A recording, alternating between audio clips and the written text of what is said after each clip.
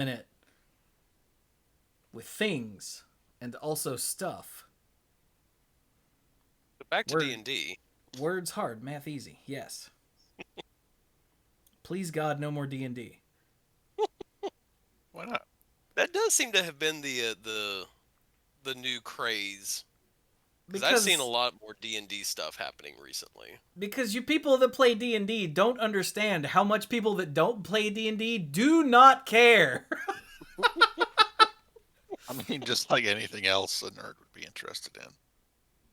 True. But for some reason, like non-magic players don't want to magic players don't want to tell non-magic players about their deck. But D&D players really want to tell everyone about their character, whether they have any idea what they're talking about or not. This is the thing I've talked about before, and Yeah, how I that's a don't good understand like why something about having a D&D character makes you oblivious to the I don't care vibe that people give off. It's like having Yeah, a you're baby. right. It's like having a baby. Like, how many times in Facebook are you like, "This is my baby," and you're like, "That was cute," like 50 babies ago. Okay, that one's slightly different, but You're right. That baby can't dual wield at all.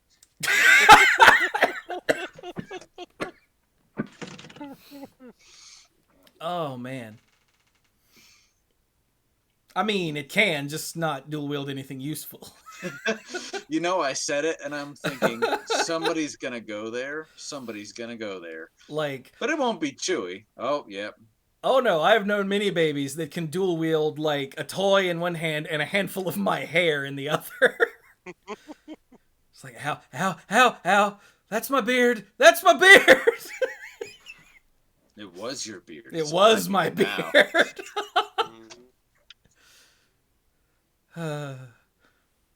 A baby, chemically speaking, literally thinks it is the center of the universe. So they don't possess the empathy to realize that they're not yet. So Yeah, with no sense of the other and no understanding of object permanence. Yeah, they yep. just don't get it on that fundamental level. Yeah, I like this beard. This beard is mine now. Actually, it's I'm probably sorry, more were like, you what's using this? I'm gonna Too yank on it and bad. see what happens. Oh, it Hey, makes that was that funny. that guy make a funny noise. Oh, now he's making a different noise. What'll he make in five tugs from now? Oh, huh? Uh-huh. And then the baby starts hearing words like, take it, take it, take it. Oh, hey, this is that nice guy that always is around and feeds me. What does he call himself? Daddy? Hi, I know you. You don't have a thing on your face to pull, though. Anyway, now that we're done with the psychology of babies, let's get into the episode.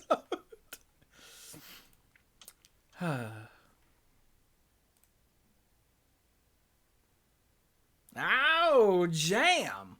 Hello, everyone, and welcome to the Mana Pool. This is, as far as I can tell, episode 622 of the Mana Pool. And those of you watching the video version or live can see the background is different. Ooh, it's all marvelly. Is it marvelous? Yeah, There you go. you know, I think it might be. I'll let you have that one. You I don't know probably about Dirk. shouldn't. Well, I'm easy to placate.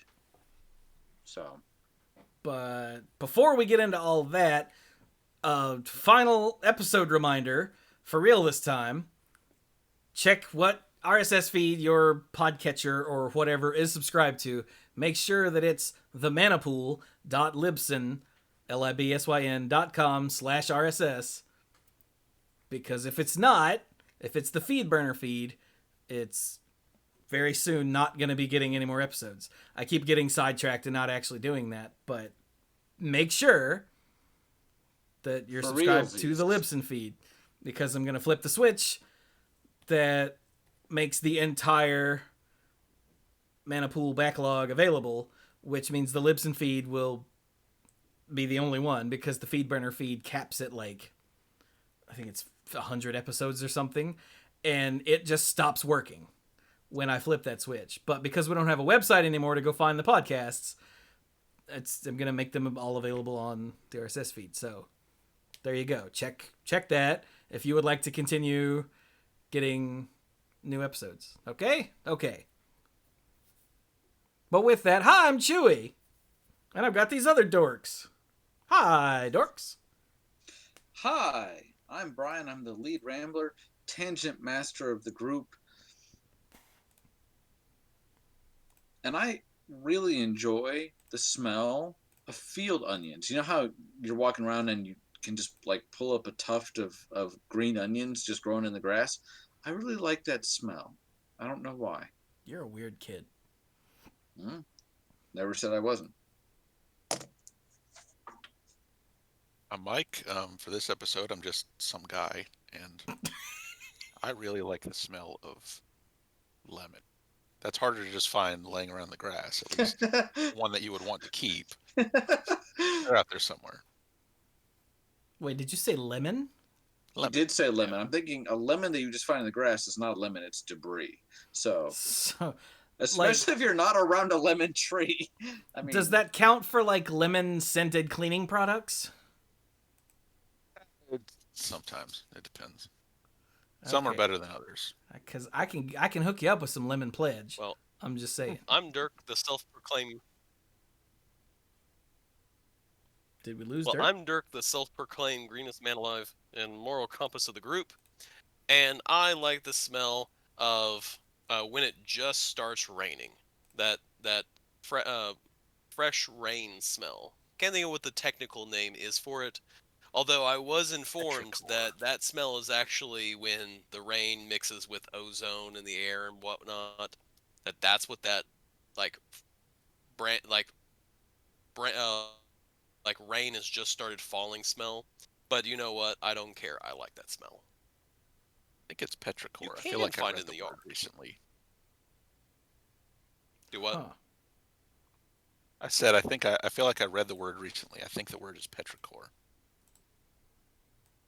That sounds good to me. And just to circle back to me, I like the smell of whatever the last food that I had in the car that I delivered for DoorDash was. Like whatever I just handed off, I'm like, oh God, that smells good. I wonder if I should get that for dinner.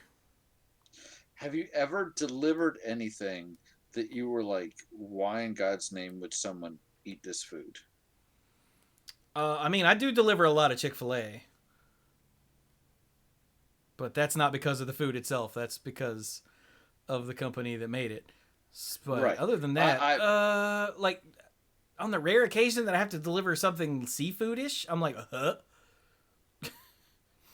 There's a seafood place in Walkertown that's apparently really like well known by the locals, and like someone ordered like 3 meals of various fish, and that drive was painful because I despise seafood.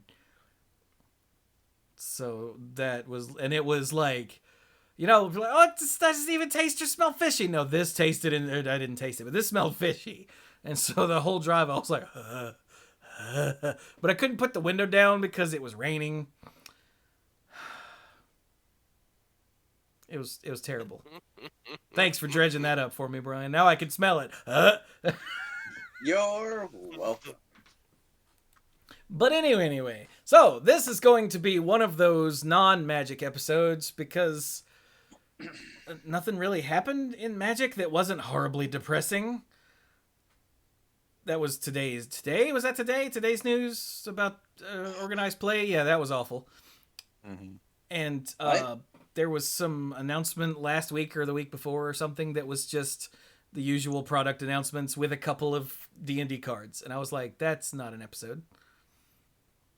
I tried to play Arena last weekend while they had some tournament going on, and it was crashing hard. Yup. And I was on the forums, and multiple people were like, I really want my money back, because they would sign up, and you had to like play, you had to win like 7 rounds or something in the tournament.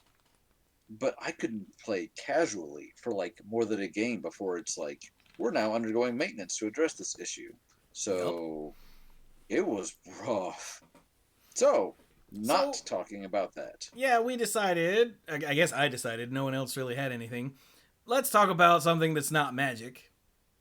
And one of the things on the list was the Marvel Cinematic Universe, which is a thing that we all know and love for the most part.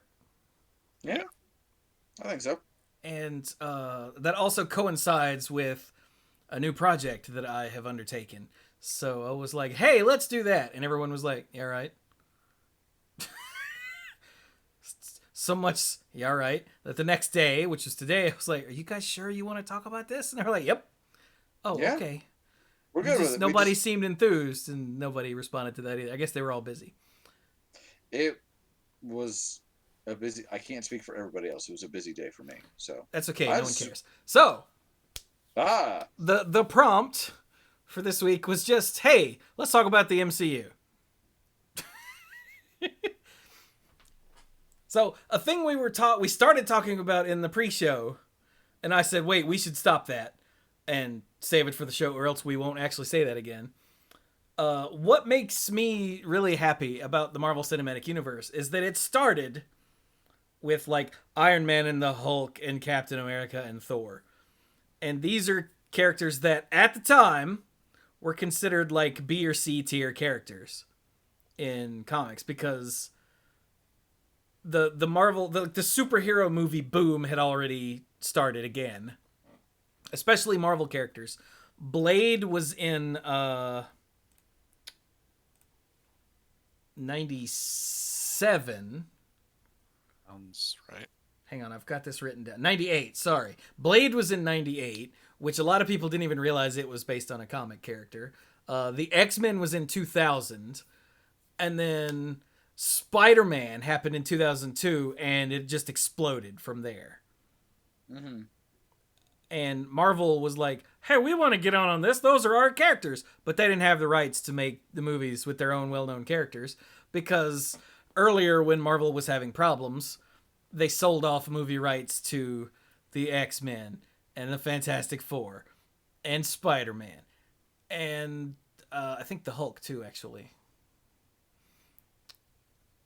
And so they Howard the Duck was way before this boom happened, but it never gets any love because it sucks. Gothic. I saw that movie as a kid, and it's not a kid's movie. And Correct. I mean, it's based off of a comic book that, is based around a duck. So you might go, oh, okay, it's not. Wah. But anyway. Remember, it came on television one time when I was a kid, and I was watching it, and I was like, I didn't really understand what was going on. And at one point, Mom walked in the living room and was like, "What are you watching?" And she turned the TV off. So I was like, "Okay." And I went to Probably something else. for the best. And then he went and made the world a better place. Yeah. But yeah, so these were not like the prime real estate, is what you're saying. Yeah, these were the like I said, the leftovers, the ones that, like, even Daredevil had his rights, and the Punisher, they had their movie rights sold off. But like, and Iron Man did too, but they reverted back to Marvel in 2006. It turns out. But like, they had the rights to Iron Man and Thor and Captain America, and they were like, all right, then fine, we'll make our own comic book movies with blackjack and hookers. And they started with Iron Man, which is a character that I desperately loved. Like, I've got a whole lot of Iron Man comics because Iron Man is freaking awesome. But at the time, no one knew who Iron Man was. Unless, like, they were kids watching the Saturday morning cartoon. I assume that one of the Saturday morning cartoons was around before this. Yeah. Or unless they had Avengers comic books.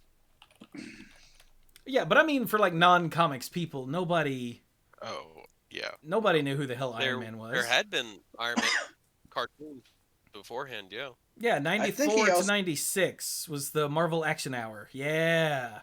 I think he also featured in the old Spider-Man animated series. I think he showed up a couple times. That sounds right. Yeah, yeah. Huh.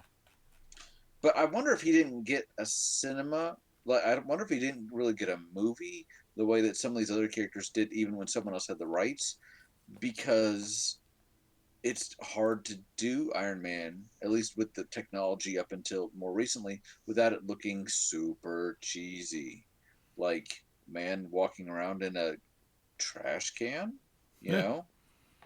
But now we can do like the Iron Man suit and actually have it look like it works.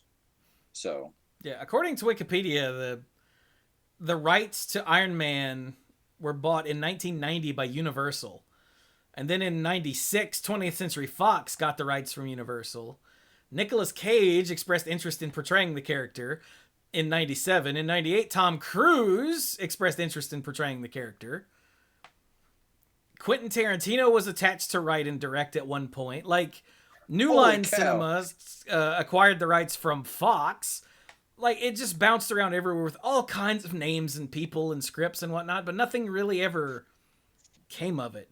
So I want when I want you to picture Iron Man starring Tom Cruise, but directed in the style of Pulp Fiction. And I can't decide if I really love it or hate it. I'm pretty sure I hate that.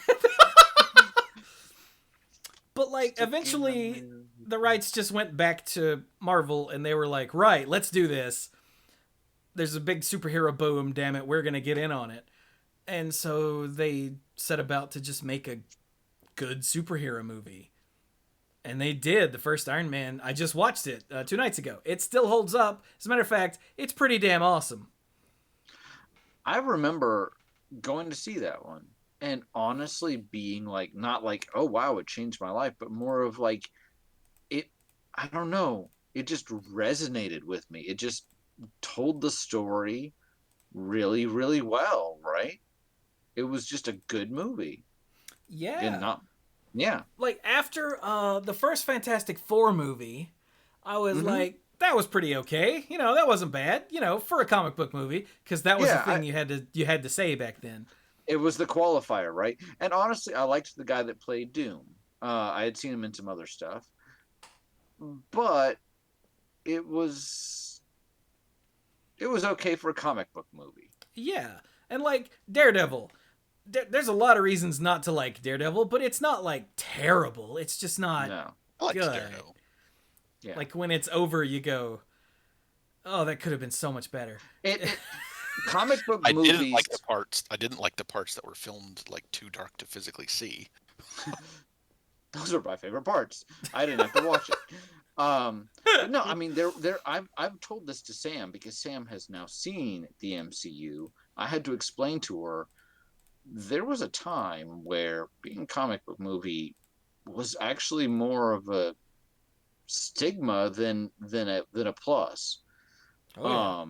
Think about, as a comparison, video game movies. Oh, see, they are very hard to do correctly. Tomb Raider wasn't bad. Ooh, which one?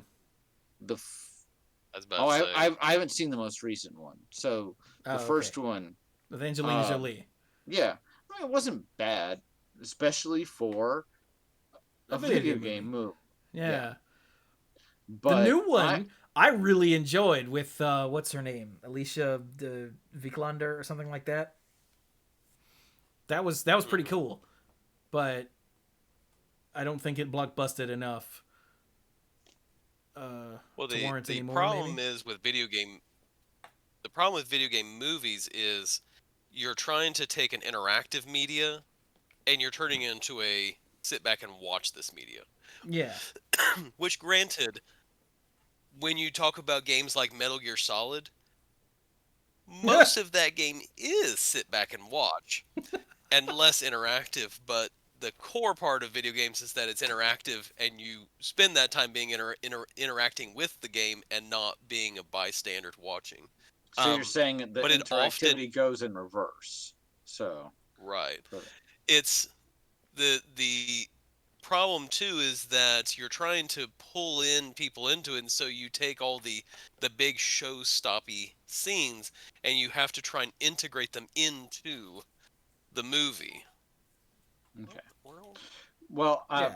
The problem with comic book movies, though, and we know this now because of years of bad ones, is that like the stuff that you see on screen or on the page with comic books, you know, the bright colorful costumes and whatnot, they're really hard to make not look stupid on film. Like if you're trying to take the comic book costume and put it on the screen, it looks really cheesy and just awful. yeah, like look at the old Spider-Man TV show from the 70s. Like that's what would happen. That's what a guy in a Spider-Man costume would look like if it was just a cloth Spider-Man costume. It looks stupid, which is why in the Raimi Spider-Man movies, the webbing is all like rubbery and raised, and the actual cloth has this like texture to it, so it doesn't look. It looks like Spider-Man, but it's not just spandex. Yeah, and honestly, as much as I love the Raimi movies, which I really do, the third one isn't my favorite, but it's honestly I like it. I think better than some people. The Green Goblin costume stands out almost so much because it is really it to me it comes across as really cartoony, and William Dafoe played the character and it was still menacing, still felt like it was a threat, but that looked like it really came out of a comic book. Whereas some of the others, like the costumes in the X-Men movie, they downplayed it to the point that they're joking, like, what do you expect to wear spandex out in public or something like that? Yeah, what'd you expect? Yellow spandex? Yeah, that way. Exactly. Like the X-Men movies, the first three at least, for all the good they did, it's clear that they were embarrassed by their source material, like the look of their source material. It was a little bit like we have to apologize. We're here to tell a good story. We're sorry it's a comic book story, right? But, exactly. And at the time it was awesome, but looking back on it, it's clear that that's exactly the mentality they had. Yes. Still like those movies, but as far as promoting we're not calling it a genre, the theme of superhero movies, it didn't do anything to advance it as a theme.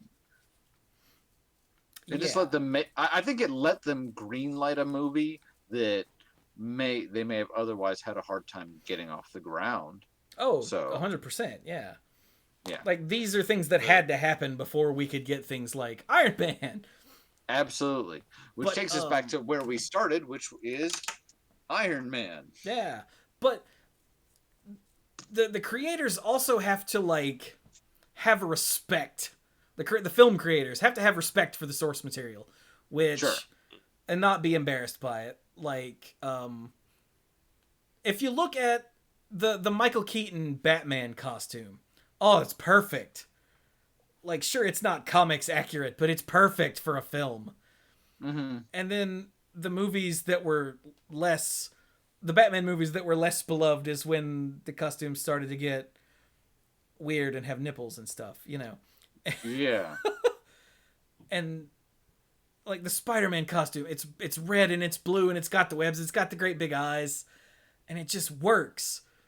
And then when they did the reboot with the Amazing Spider-Man movies, the costume in the first one was a little weird, but it was still a comic booky thing. And then in the second one, it was just straight up the costume from the comics. Holy crap, look at that.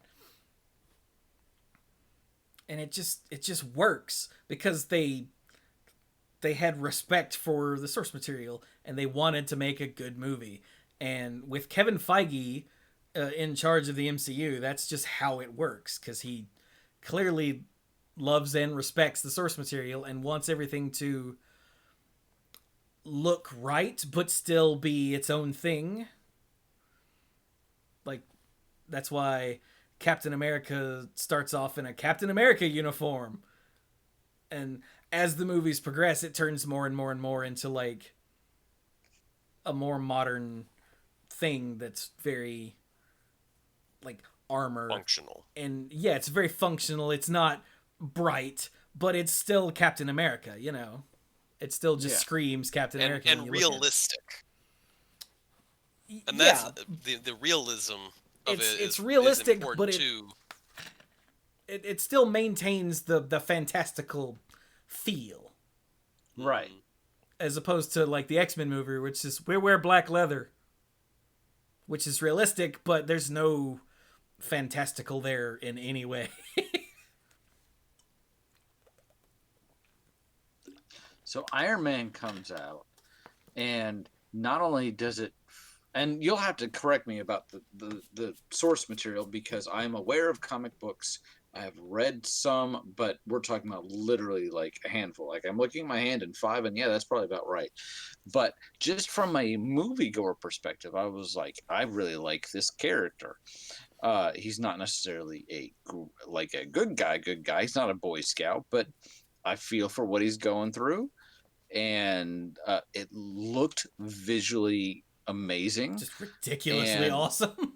and it was I thought it was just a great movie, and there was the little teaser at the end with Samuel L. Jackson of all people. Certainly they won't be able to afford him in like lots of movies, but it's nice that he's here. It's not like they're going to make him into a main character. Like as someone who didn't follow like the industry news and whatnot, and I still don't. Like when I saw the post-credit scene in Iron Man with Samuel L. Jackson literally lifted right off the pages of the Ultimate Universe, because Nick Fury in the Ultimate Universe was modeled after Sam Jackson. Like that's cool. Like seriously. I was like, holy crap, that is some amazing fan service. Avenger Initiative, neat. But I didn't expect anything from it. And then the Hulk came out like 2 months later, but it was from a different studio. It was, I think it was Universal. And I was like, okay, we'll go see that because that's what Mom and I do. We go see movies. And so Mom and I went to see it. And then the post-credits scene, and it was just a movie, whatever, a Hulk movie. It was better than Ang Lee's. Well, low bar. Ang Lee's Hulk was fine up until the very end when it got so bad it retroactively made the rest of the movie bad. But it was pretty rough. But the post-credit scene happened, and freaking Ross is in a bar getting drunk, and somebody walks in and starts talking to him, and it's Tony Stark. And it's like, wait. And he said, we're putting a team together. And he goes, who's we? And it stops. And I went, oh. And it took me back to when I was a kid. When I had, when I first started reading comics. Okay, I'm doing a video that's going to explain all this soon. So this is all stuff that's fresh in my head, which is why this is coming out so quick. But when I was a kid, I got this pack of comics. It was like 10 or 11. I got this random ass pack of Marvel comics. It had like 15 or 20 comics in it, just from the last year or so. And it was just a random assortment. And it had the very first comic I ever read, which was a Thor comic. But also there was a Marvel Tales featuring Spider-Man and an X-Factor and the New Mutants. And each of those had this blue fuzzy guy on the cover.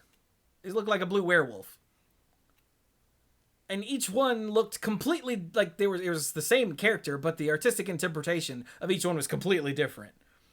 Like the Marvel Tales one looked like a happy teddy bear guy, and the X Factor one looked like a dude who was on the edge, and then the New Mutants one looked like a werewolf, like an actual beast. And clearly this was the Beast on all four of these. And as I read them, I realized this is the same character in all three of these comics. And I was like, that means all of these comics take place in the same place. Because, I mean, like I said, these are the first comics I'd ever read, so I didn't understand that yet. But once I put together that this same character was in all three of these comics that are, well, two of them are very related. I think they were part of the same story or close to it. And then there was a Marvel Tales, which was actually a reprint from like the 80s. It turns out. But is the same character in all three of these. My mind just exploded with possibility. I was like, Wow. And that's part of what kept me coming back to Marvel Comics, was because Spider-Man could be swinging through the city and bump into the Human Torch and like talk to him about some stuff that was happening over in the Human Torch's comic. And then down in the bottom of the panel, there'd be a little footnote that says CFF number whatever. And I'd go, whoa. And then in another issue, he would find Daredevil and help Daredevil out of a jam and whatever. And I was like, wow. And that's how I felt when I saw, but on a like cinematic level as opposed to a comics level, when I saw Tony Stark walk up to Thunderbolt Ross in that post-credit scene. I went, are they really doing this? And then 2 years later, Iron Man 2 came out, and it had Black Widow, and it had references to Captain America. There was like a Captain America prototype shield at one point it used as a joke. And it had lots of Nick Fury, and it had War Machine, and I was in heaven.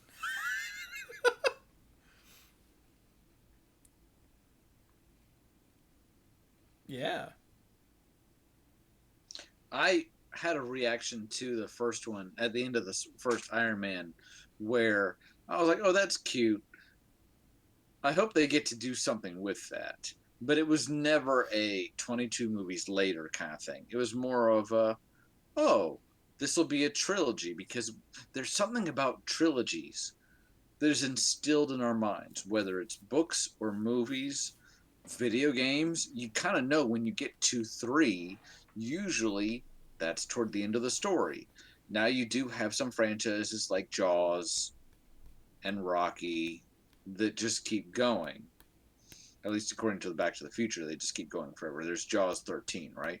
Yeah. But they just keep. But in our mind, it's beginning, middle, end, past, present, future, etc. So I thought maybe we'll get something out of this. And I don't think it was until I saw Captain America, and at that point, even I, who didn't follow the industry news, had heard whispers and rumors of this Avengers movie, and I'm like, okay, cool. Thor was not my favorite movie. The first one, it just wasn't. I didn't hate it. It just wasn't, to me, the best. But the others were like, okay, I'm good. This is going to set it up. And I remember going to see Avengers and really liking it. My issue that year, and Chewie and I had some debate at that time, was that was also the year that The Dark Knight Rises came out, which Batman Begins was a masterpiece. I will fight you for that. The Dark Knight was amazing, and I feel like, come on, that's just given. Yeah. I mean, no one wants to fight on that one, and if they do, they're not worth the effort. And so the third one, to me, was almost, and I probably had a little bit of that stardust, so to speak, the fact that I loved it so much, and I really loved the portrayal of Bane, that I overlooked some other stuff. So when Avengers comes out, I'm like, that's pretty cool, and I really like what they did here. But this is the franchise I've already been more invested in, I think, is really what it was. And hey, that was a great movie. So, given the retrospect of what, 8 years now, 8 years now, geez, we're old. 8 years, because that was 2012. Clearly the Avengers was doing bigger stuff, and the fact is the Avengers could have been the end point. It could have been the end point. It's true. Yeah, they could have, phase 1, they could have been like, well, that was cool, let's do something else. That was amazing. And I think we'd have all been bummed, but we'd have understood. And it still would have felt satisfying to a certain extent, and we still would have been like, what? But the fact that they planned for this was great, because you know what would have happened?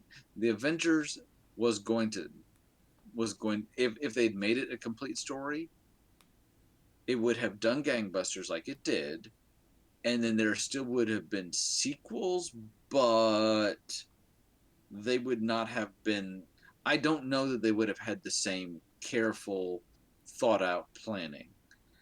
But I mean, come on, you watch the Avengers, they managed to tie these character stories together in a way that is just, it just makes so much sense. minus the Hulk suddenly being able to control himself. But whatever, we're not here to debate. This isn't School of Movies. Uh, But he's always angry. but he That's was the angry secret, earlier. Brian. Yes, but he was angry earlier in the movie, and he wanted to. Anyway. But great movie. You're enjoying it. I loved it. Puny God was perfect. Even Carrie laughed out loud. She was never a big comic book person, but she laughed out loud at that scene and wanted to see it again because, Puny God. You're watching it, you're having a great time. Again, I have literally read like 5 comic books. Well, one of them was an Infinity War issue, and you get the post credits, and I'm like, I know like one big name in Marvel villains. Are they really doing this? And he turns around, and I'm like, holy crap, we're in this for the long run. And that was what really, to me, I was like, okay, please tell me this is actually going where I think it's going. And it did. Yeah. When Thanos turned to the camera and grinned in the Avengers post-credit scene, like my jaw hit me in the crotch and tears welled up in my eyes because Thanos has always been my favorite villain in comics since I was a wee Chewie. Just Like, in comics. Because I he's- almost. Well, I mean, since that's most of the villains I was aware of, we'll say he's my favorite villain. But I Okay, never all right. expected to ever see him in anything but comics. And maybe if they start making good licensed video games at some point in the future. Which, hey, they finally did. But, like, I just stared at the screen with a jaw hanging open and tears in my eyes. And my mom was like, "Who's that?" And I couldn't answer her. I was just like... And she's like elbowing me. "Hey, who's that?" I'm like, like, it was like halfway through the actual credits before I was able to turn and say, "That was Thanos." And she went, "Who?" And I'm like, "I'll tell you in the car." But here's the thing. I don't know about you, but at me, I'm still like, I'm happy because again, a favorite villain for me too. With limited knowledge, very very happy with that decision. But knowing comic book movies, I was almost a little afraid of, happy but scared of, are they going to drop this? You know what I mean? Yeah, Because we they've didn't had know. this many good ones in a row. They can't keep this up. Yeah. Or is he just going to be like the next villain in the next movie and then it'll be done? Yeah. But I don't think I ever imagined the scope. I'm not trying to cut to the end like Infinity War, but since then we had so many other characters, and it would be so easy. And I'm not saying they were all done perfectly, but it would be so easy to be like, this is the A team and everybody else is just here for fan service. But like, who didn't love Guardians of the Galaxy? I mean, Right? really? Yeah. And I remember saying, after I saw the trailer, I'm like, if they can make Guardians of the Galaxy work, that opens up everything. Because if they can make this work that no one but like me has ever heard of, and even I've never heard of, had never heard of half the characters in the Guardians of the Galaxy movie. Like my version of Guardians of the Galaxy that I knew from back in the day was the ones that show up in 2. The like Sylvester Stallone is one of them. You know, like I know the old version. This is later in like the 2000s, and I don't know who these people are. That character was one of them? Wow, I didn't know that. Yeah. The Ravager guy. Huh. And I was like, if they make this work, they can make literally anything work. And then not only did it work, but it was gangbusters. Like, it was awesome. It was, I mean, again, it was just an enjoyable movie. Like, I don't care how invested you are in the comics. It was just a fun movie, but it happens to tie into this larger universe. Yeah. How many people went around saying, "I am Groot" for way too long? Everybody. So hey, Mike and Dean Dirk, of- you guys haven't said much. You got anything you wanted to throw in? Guardians of the Galaxy was surprisingly accessible for something that was, out there and was kind of obscure. It's like I remember Ashley and I went to the theater together to see the second one, and she hadn't seen the first one. But still, it was fun and good and accessible enough for her to enjoy it thoroughly. Yeah. And I think that's one of the secrets to why all these movies work, is because you don't need to know anything about anybody. Mm-hmm. Like, for Iron Man 2, you probably should have seen Iron Man 1. Yeah. And, for Captain America 2, you should probably have seen Captain America 1. But if you didn't see all the others, it's fine. Mostly. You'll miss a few things, but nothing that ruins the film for you. And Guardians especially didn't tie into anything that came before. Except, no, there was a mention of Thanos. Like, he showed up for a second. Well, But- yeah, Guardians did most of the setting up there, really. That's true. I mean, yeah. he that was the first time he was actually really on screen for any length of time. Oh, that is true, isn't it? Yeah. Yeah. Yeah, Guardians did the setup for that for all the other movies. But, like... And then after that, I think after that was Ant-Man, right? Yeah. Let's see. Guardians was 2014. Ant-Man was 2015. I said they made Guardians work. Ant-Man's gonna be awesome, and then it was. And then later they were like, "All right, Doctor Strange," and I'm like, "Okay, I'm sold. We're in this forever now." Like, Yeah, I was surprised that they. I guess in retrospect, I don't know if I should have been surprised, but it was a little okay. It's like they're doing the standard superheroes. They even went into the space thing, and now they're looking at the magical, mystical side. They're really bringing it all together here. yeah, but they do it with I agree. such reverence for each character. Like, they make it just works. Yeah. I mean, again, it would be you have so many characters here. And if I'm being honest, I do think some of them work better than others, but percentage wise, we're talking about a really high percentage that work. And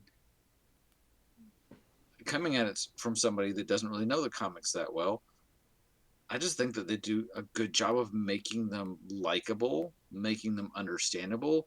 When somebody shows up toward phase 2, and if it's someone you've seen in a movie, by the time they get to the second movie, you're kind of like, yeah, that's what that person would do. You see them, something happened, and you kind of know this is what they will do. Not in a bad way, like a predictable way, but in a this makes sense for that character way. Instead of making the character fit the plot.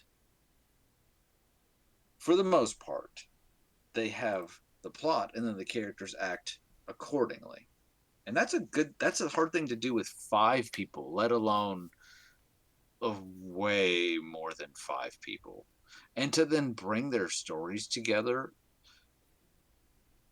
in a way that makes sense. Like Chewie said, that feeling with Beast of like, oh, this is all a shared continuity is really cool. Yeah. And Avengers, the fact that it keeps going. yeah. Avengers 2 happened. And I know, well, Thor 2 happened. I guess I just wasn't really on the Thor train because I saw Thor 2 and I'm like, I mean, Thor: The Dark World is widely regarded as the bottom of the MCU quality-wise. Yeah.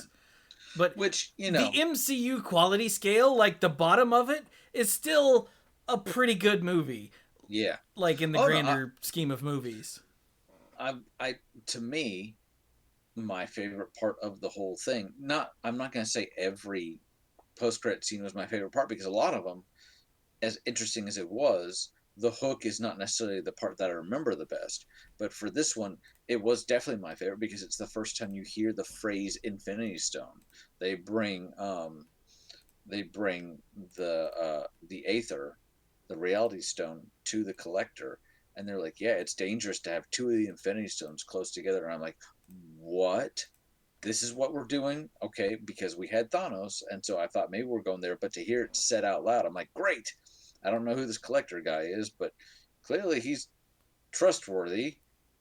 Kind of looking at the Asgardians, going, "You don't have anybody else?" Because even I can tell this is some shady stuff going on in here. But all right. And then he's like, "One down." And I'm like, "Yeah, see." I'm just kind of picturing the Asgardians not having left yet, and they're like, "Excuse me, what?" But it was a good scene. The rest of the movie was kind of, to me, eh. Plus, there was a Winter, Howard the Duck cameo in there, so there was no that was oh yeah, he was in one of the tubes, wasn't he? yeah. Well, the thing too is the the second Thor movie. One of the things that makes the Marvel movies enjoyable is they have that playful humor that goes into it, and Yeah. certain directors lean into that. Other directors don't. Mm-hmm.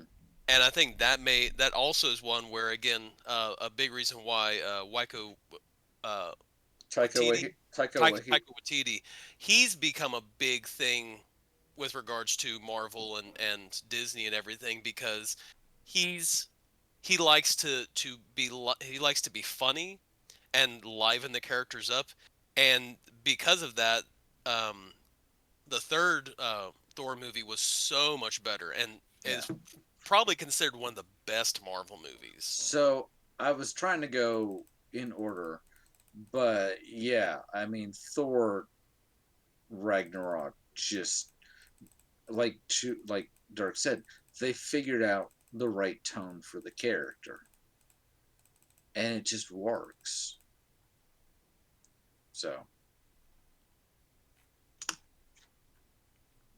what do you guys think about Winter Soldier? Captain America Winter Soldier.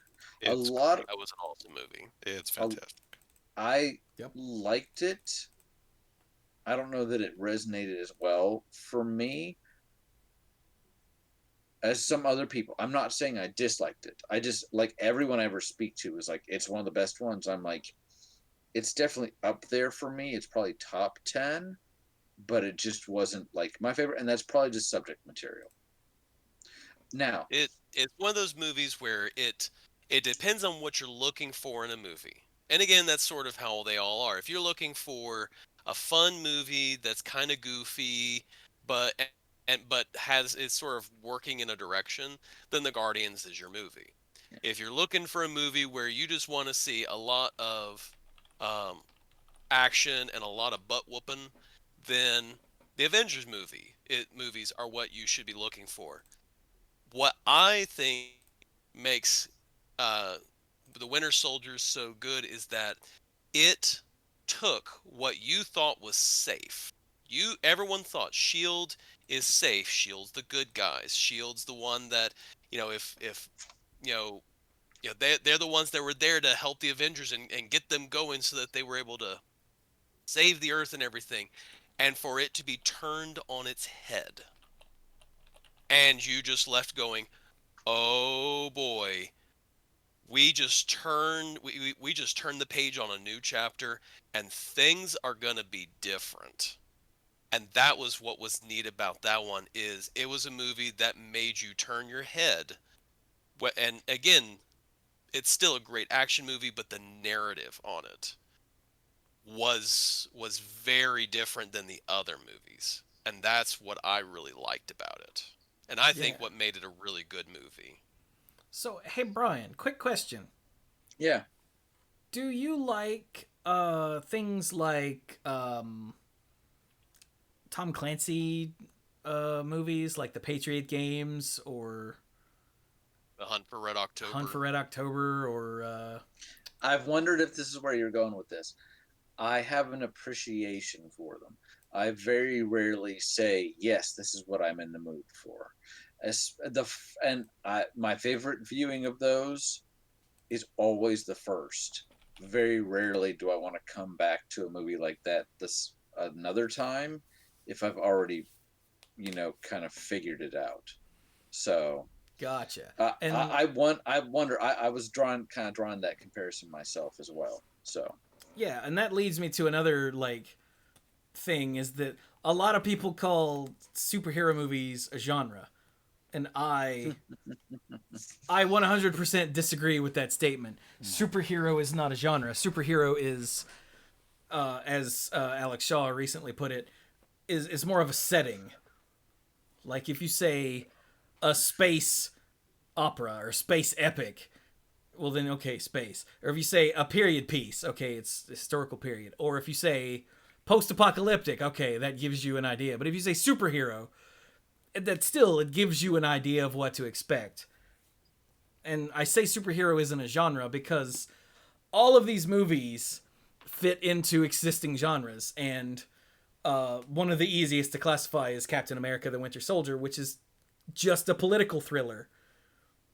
But it's a political thriller that happens to have characters named Captain America and the Winter Soldier and the Falcon in it, you know.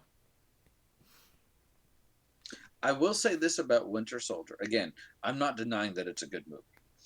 Um, it was super interesting to be watching Marvel's Agents of S.H.I.E.L.D. at the same time because they timed the episodes for the reveal of Hydra to happen at like on the same week.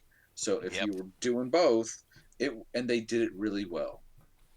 They did it really well.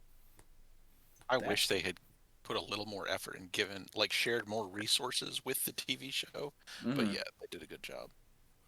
The TV show's a little weird, and it's kind of in the MCU, so I'd want to spend just a minute on it. But I think different people have different expectations for it. I spoke to some people that really didn't like the first season because it didn't have a whole lot of superheroes. I think some people really expected to see the Avengers. To me, like the whole premise was these are the people these are the humans that are having to live in this crazy world where now we have aliens and Hulks and people from the past and all this sort of stuff.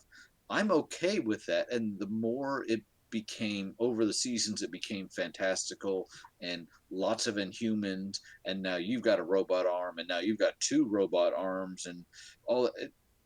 I actually didn't mind the material of the first season. And I think that's a personal preference kind of thing. Whereas I think everybody else kind of wanted more Avengers, and that wasn't why I was watching it. But I agree with you. I wish they had done a little more to promote it. So yeah, it seemed like a little bit of an afterthought behind promoting them. More But like no, they treated. I agree with you that I liked it better when it was about Shield agents doing Shield agent type stuff versus about superhero type people. I mean, that's the whole point of the show, to be about the agents. So yeah, it was really good that they were able to get a little bit of Nick Fury cameo action there, but I wouldn't have expected a bunch of superhero cameos. It just wouldn't make sense for what they were doing.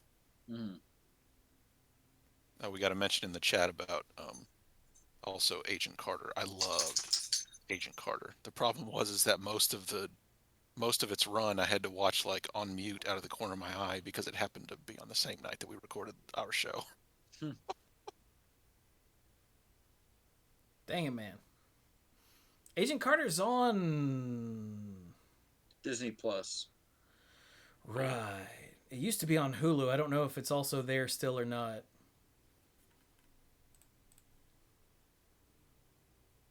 But gotta get And Agent Carter was even more removed from the superhero stuff.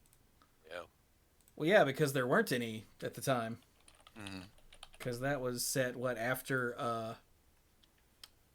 set after Captain America. Yeah, after Cap winning the drink, and no one else had popped up at the time. It was just about Sharon Carter being a badass. It is only on Disney Plus now, it seems. That's too bad.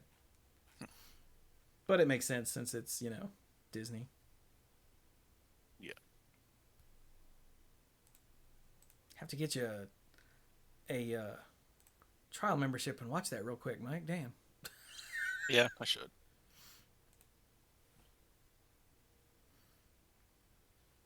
So then we have Age of Ultron, which I honestly really liked. But there's a lot of criticism about. And to be fair, the movie had to do like a million things. It had to set up like the next several movies and introduce new characters with Quicksilver for a little while, and Scarlet Witch, and tell a compelling story. Uh, but it has some great scenes, like Vision lifting the hammer. Like, there's no way to make you trust me. Lifts up the hammer. Everybody goes, "Oh!" So, Hawkeye actually getting to be a badass, because the running joke with the first Avengers movie is Hawkeye is just kind of way outclassed. Yeah, like, But I got a bow and arrow, and I love that he references that. He's like, and I'm a guy with arrows. Like, we all got a job to do, yeah, and that well, was really good coming from him specifically for that yeah, reason. he was talking to Scarlet Witch, and they're like, "We're on an island in the sky. We're surrounded by killer robots, and I'm up here with a bow and arrow, and none of this makes sense. But if you step out of here, you're an Avenger." So, and when she is getting into everyone's minds, back when she's still on Ultron's side, he is the only person that manages to get away from her, and he says, "I've done the whole mind wash thing. It's not happening again." And that was pretty cool. And he's the one that takes charge for a little bit when there's no shield. He's the one that knows where to go and kind of get everybody to regroup. So it was honestly really awesome to see him in that light. So it was a movie of very good parts that I honestly don't think there was a way to live up to the hype of the first Avengers movie. There just wasn't. Yeah, and that's the problem, is that the first one was so good that the second one really didn't have a hope Yeah. of being on the same level. Right. But it did its job. It kept everything going. And then we get to, And honestly, it gave us James Spader as Ultron, which was worth the price of admission by itself. yeah. I Absolutely. freaking love James Spader. I love the fact that he's a robot that doesn't sound like a robot. Like the way that it acts, it seems like it has emotions, because it gets really upset when it's compared to like Tony Stark. Like, a lot. Like, it ripped a guy's arm off. It is not the stereotypical, "I'm sorry, this does not compute, I cannot self-terminate." It was fluid. So I liked it. Yeah, but like any learning algorithm that hits the internet, it became a Nazi, Yeah. Not like a literal Nazi in this case, but he was convinced, you know what? I should just rule things and I'll be better. It'll all be better. Yeah. Which is, hey, it's true to Ultron from the comics too, so I was expecting. So the problem is for me with the movie was Ultron from the comics had been built up that he was going to just wreck everybody, and I felt like was going to be another one of those, okay, we're resetting everything, and that didn't happen because there was the Age of Ultron. Well, the Age of Ultron in the comics was he essentially killed everybody. And I have no I knowledge was of like, this, so I'll take your word for it. well, I was there was something that Age of Ultron in the comics or whatnot was that he essentially killed everybody, and there was I never read it, but it was something I had, like, it was one of those ones you walk through Barnes and Noble and it's like, oh, and you flip through it and go, oh, everybody's dead. Okay, sort of thing. And so that was one of the parts that I was kind of like, I don't know how they're gonna make this movie work with that, but I do think it was a good movie. And like was said, it did set up quite a bit of things. I don't think it should have gotten the rap it got. And it was also one where I was sad that they killed off Quicksilver, because it felt like that he never really got a chance to develop as a character. Well, that was True. primarily because of the rights issues with Fox. Yeah. I mean, and I understand that and everything, but at the same time, But it still stinks. Yeah. yeah. um, okay, WandaVision is probably too recent. Probably don't want to get into spoilers, but if you know what I'm talking about, I loved the way they did that. Just chef's kiss was just amazing. And that's all I'll say about that. Yeah, I do think that WandaVision and Falcon and Winter Soldier are too recent to get into any sort of spoilers, Agreed. but they were both really well done. They were. And I will say this about Age of Ultron. As much as I loved some of the earlier movies, like again, Iron Man 2 still, Iron Man 1, sorry, really still holds up. Phase 3 has some of the best stuff. Like they clearly, sometimes with some movies, the earlier in the series you get, usually it's better, and then the later movies are cash grabs, and plus they don't stay consistent. As someone that And they start jumping the shark. or as someone that enjoys writing, what drives me crazy is retconning. Like a lot. Like a little bit I can handle, but if you're doing it a lot, but they clearly had a plan this whole time. Do they change something every now and then? Yeah, but it's not like oh, by the way, turns out that so and so was actually so and so the whole time. Oh, gee, gosh. Um, my point that I'm getting to is that there are some of the later movies that are some of my favorite in this entire series. Captain America Civil War is a masterpiece. It is pretty And brilliant. it came out the same year as Doctor Strange, and seeing Doctor Strange in a theater was super trippy and awesome, and I love the visuals, and would have been my favorite movie of the year if it wasn't for Civil War, because what are you gonna do? Just the way, like, once again, it feels like they spin these little webs, pun someone intended. They set up these individual characters and they bring them together in a way that really feels organic. This is why I people have an issue with how DC tried to rush stuff with um, Batman versus Superman, and then what's it called? Not the Snyder one, but the other one. The Dawn of no, that's still Batman versus Superman. I don't know. Justice League. Yeah. I forgot the name for a second. I'll say that is the Snyder one, so I don't know what you were talking about. But they were like, here's some characters. They're all together now. Whereas Marvel really took their time and paid their due and put these characters in, and then every now and then had them come together in Avengers, and then again in Civil War. So, although interestingly enough, Civil War also introduced a decent number of characters with the MCU Spider-Man, with Black Panther. It was the first time seeing those characters with Zemo, but again, did so in such a way that it really worked.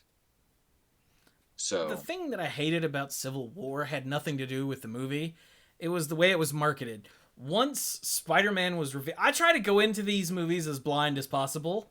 But once the trailer dropped that had Spider-Man in it, that shot of Spider-Man holding Captain America's shield was in every YouTube thumbnail ever. Forever, yeah. I unsubscribed from like 3 channels because they were all like, "Look," and I went, "Bitch." Like, and I get that, and trust me, I definitely want to go into a movie pure. It's funny, I will enjoy watching previews, but I don't want the previews to give away the movie, because what I hate is I see a scene in a preview and I'm literally waiting the whole movie to see it, and I'm like, the movie's not over yet. That guy's not dead yet because da da da da. So I get that, but you have to admit that was for a lot of people, that was like a, oh my god, they actually went there kind of thing, because they didn't think Spider-Man would, thanks to Sony, would be in the MCU. So for a lot of people, it was like, oh my god. So I get your reaction, like, but I you can't understand blame that they had to put that in the marketing to ensure that anyone who was on the fence about going to see it would totally go see it.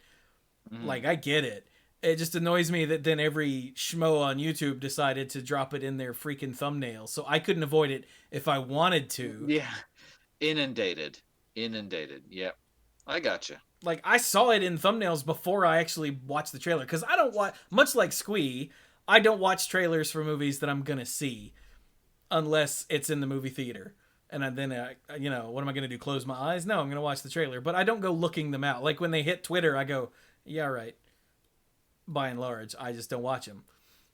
But so then I went to seek out the Civil War trailer and watch it. And I was like, holy crap.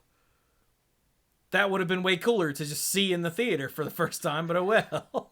I mean, I'm on the one hand, I completely agree with you, and I probably shouldn't watch them. On the other hand, I really enjoy watching trailers. So, and not to mention, I don't go to the movies a whole lot. So there's some movies that's all I see. So is the trailer. So Civil War, awesome. Doctor Strange, really cool. Mike, what did you think of Doctor Strange? Doctor Strange was also awesome.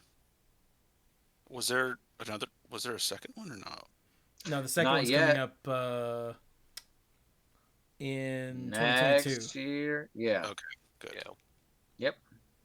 Doctor Strange in the Multiverse of Madness. But we'll get into Phase 4 shortly. Because they just recently released a video that showed off everything that's coming soon. Mm-hmm. But, like, Guardians 2 was more of the same, more goodness, more awesome. Honestly, think I liked Guardians 1 a little better, but we're talking about almost certainly, like yeah.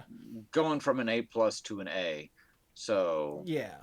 But, like, they did manage to turn Ego the Living Planet into a character in the MCU, which I would have lost money.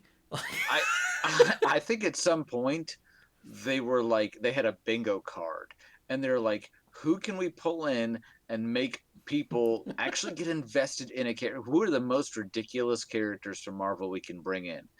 And somebody at the back is like, I just did a Google search and we have a character named Ego the Living Planet. And they're like, can we make him a actual, like, legit villain? And they're like, this is the MCU. We can do whatever we want. And James Gunn was like, I got this. Excuse me. There is a cut. I think it might have been how it should have ended. Don't quote me on that though. One of the YouTube channels did a cut of Yondu as Mary Poppins, and it is hilarious. It is absolutely amazing. I'm gonna go get it and drop it in the chat for you to watch when the show is over. It is amazing. You're damn right, Bogart said, I still cry at the end of Guardians 2. You damn right you do. That Ravager funeral, if you don't have at least the slightest hint of tears welling up, you are some kind of unfeeling monster. And that's not a joke. Like, seriously, maybe get some help. If you can make it through that scene without even going, like...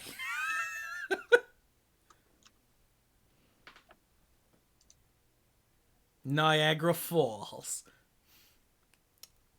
And then we got Spider-Man's first official MCU movie, and I was blown away. Oh, they just did such a good job.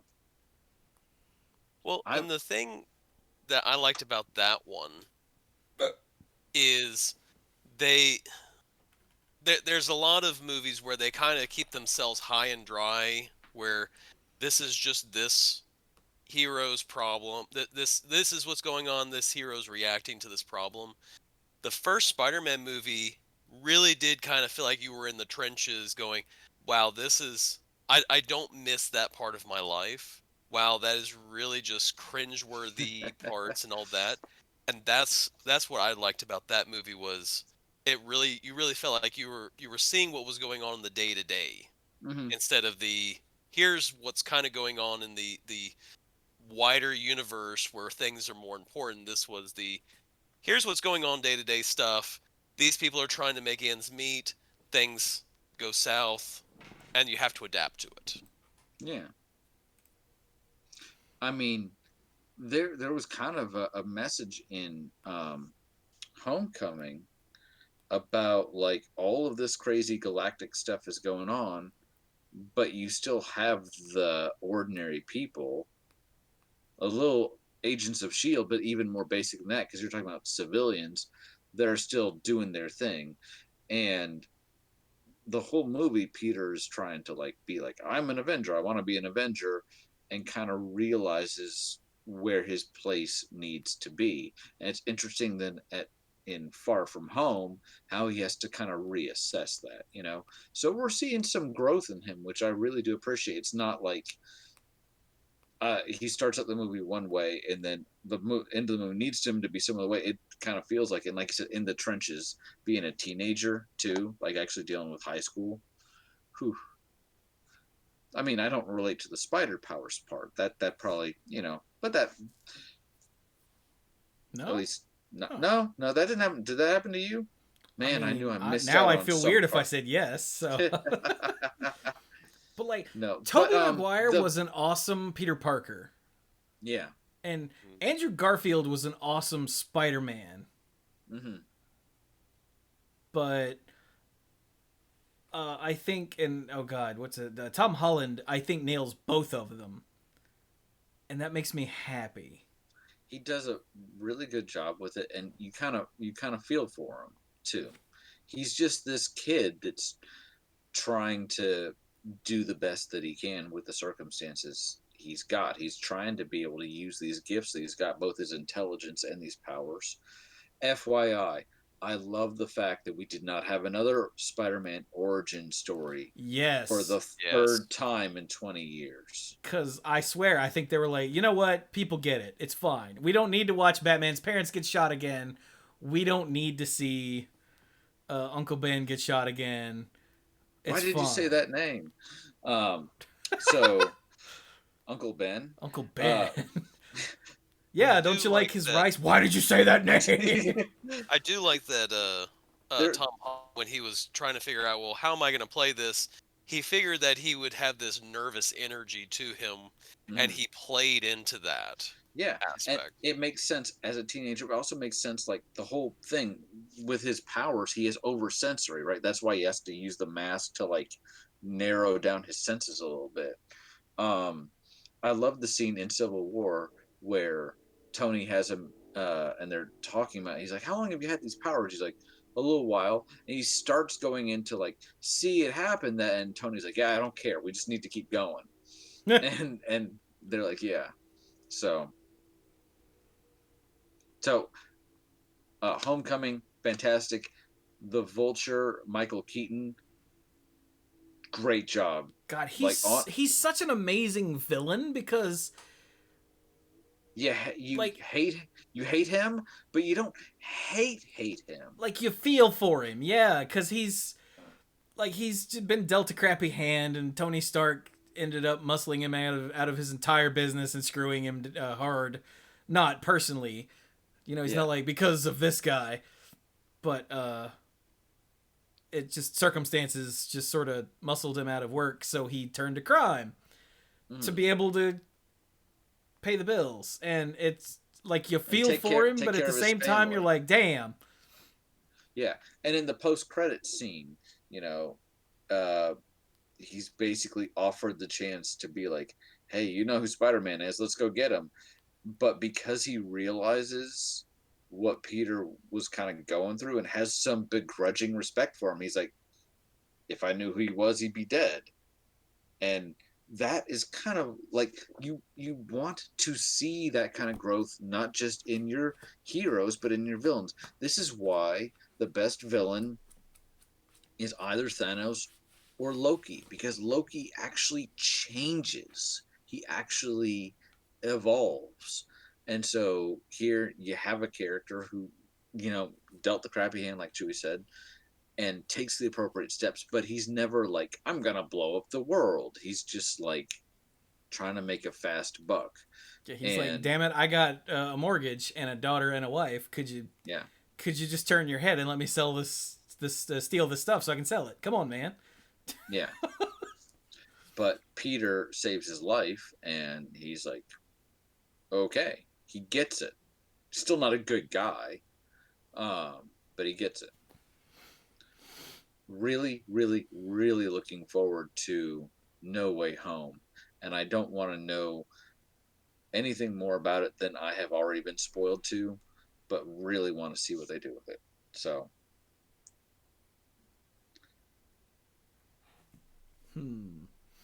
but then we're getting down toward the end of phase 3 here, and you've got just gold, just amazing stuff. Thor Ragnarok, and Thor Ant-Man Ragnarok and the Wasp. was like a giant left turn for the character. Like throughout pretty much the entire MCU, Thor had been pretty consistent.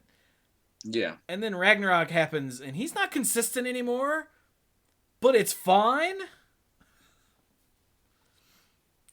Like, it just works.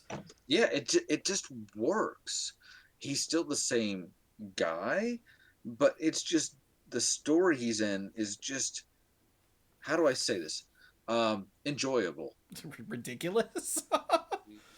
Well, he's been around the humans for long enough that they have sort of helped him open up and become just a little bit more expressive instead of just being this brooding character. Very true. How many quotes from this one movie? I'm not a witch. Why do you dress like one? He's adopted. I have been falling for 30 minutes. And my favorite part is him throwing a can and hitting him. It's like, ow. It is him. Hulk smashing him into the ground over and over again, and Loki being like, yes, that's what that feels like, because every single person in the audience knows the callback. Every line that Jeff Goldblum says. Just, this movie is like all quotes, and some things happened around the quotes. So, it's my birthday. And then we get Black Panther, which became awesome. Yeah, became not only one of the best superhero movies ever, but like a cultural icon. Yeah. In film, which if you told me at some point in the past that, hey, a movie about a character that no one has heard of except for like you and 4 other people would become a cultural touchstone, I'd be like, man, get the hell away from me. Here's $1. Piss off. Don't talk to me anymore. I would be like, is it the Riddler? And they'd be like, no. And I'd be like, well, that's my only guess. So. But like Ryan Coogler just killed it with the writing and the direction is just unreal. It was just, everybody just did a great job with it, from Michael B. Jordan to, of course, Chadwick Boseman, but the actress that played Shuri, the actress that played T'Challa's mom, everybody just kind of brought it. And I mean, what do you have to say about Black Panther? Yeah, there's not much you can say other than damn. Like, if you haven't seen Black Panther and you're into MCU movies at all, why? Like, okay, so Carrie and I don't go to movies to see certain representations. That's not why we go. For some people, maybe that's something they make a point of. For us, it's like, if we enjoy the movie and it has representation, that is fantastic. But we don't go to specifically say that's why we're going. And again, I've said it. Carrie has enjoyed these movies, but was never like a big, comic book person. She loved Black Panther. We were talking about it the whole way home. And one of the things she said was the women, the guard, the female guard to the Black Panther. They have a name that I'm going to mess up, so I'm not going to say it. Um, she loved them, and she said it was so great to see powerful women in a movie like this and not have any excuses for them, to just have them be there. They don't have to have superpowers. You don't have to work them in narratively. She said it was just awesome to see. And again, she's not one that she's just like she goes to a movie to necessarily see that, but it meant something to her that that was there, and it wasn't apologetic. It was just there. And you think about it so many times, to have a strong female character, it's either serving some sort of narrative purpose, like there's a reason for it, or they have superpowers that set them apart from other women, or it's done in such a way that half the people are like, oh, well, this is virtue signaling, or da da da da, which I'm sure people said anyway. But they just were in the movie and they kicked butt, and that was it. And she loved it. And that was one of many aspects of this movie that was amazing. See? Still one easily top 5 of these movies, which you think I almost said top 3, and it probably is one of the top 3, but the competition is so fierce that like that's tough. I don't know where to draw the line exactly. So And we had Infinity War, which was the first half of the magnum opus. right. That that then left everyone bummed out for a full year. So Yeah.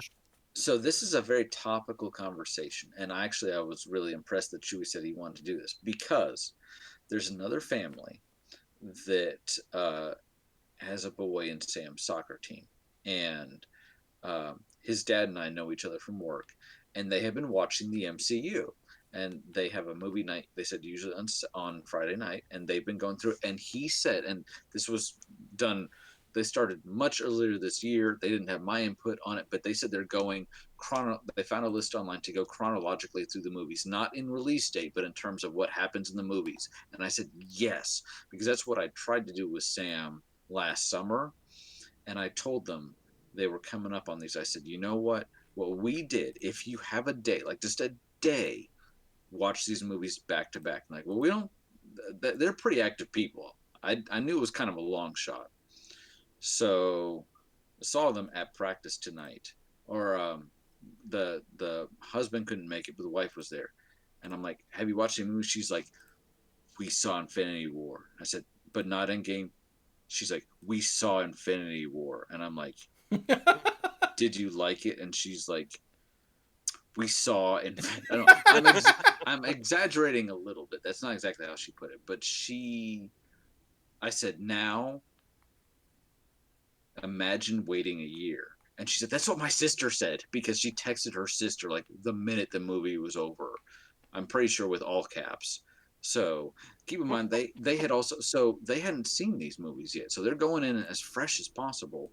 Um, they remarked to me after they saw Ant-Man and the Wasp, they're like, that post-credit scene was kind of weird. I'm like, yeah, it was. Kind of like, so they're, they saw it like earlier in the week, and the thought was to try to watch Endgame like as soon as possible. But yesterday was their anniversary, and so they had obviously other stuff. But they're gonna try and watch it on Saturday. And I said, good, because I know with Sam and Carrie and I, when we were showing Sam last year, we just took a Sunday and just did both. It was a long day, but I think it was worth it. But no, as someone that saw Infinity War, now available in the Tupperware section, saw Oh Infinity yeah, War. that's the Tupperware that once you buy it, you'll never have to buy anymore. The Infinity Ware. Well, no, you put in the food, and then half of it disappears overnight. Oh, piss. But I saw it on opening night. It's got a last minute ticket, and the reaction from the audience when he's sitting there staring out and the screen goes black and everyone still has their breath held, and then the first credit shows up and the audible what? What? Yeah. That rang out. And then some people get up, leave. Everybody else basically waits for the post credits. Then everybody else gets up and leaves, and you could hear a pin drop.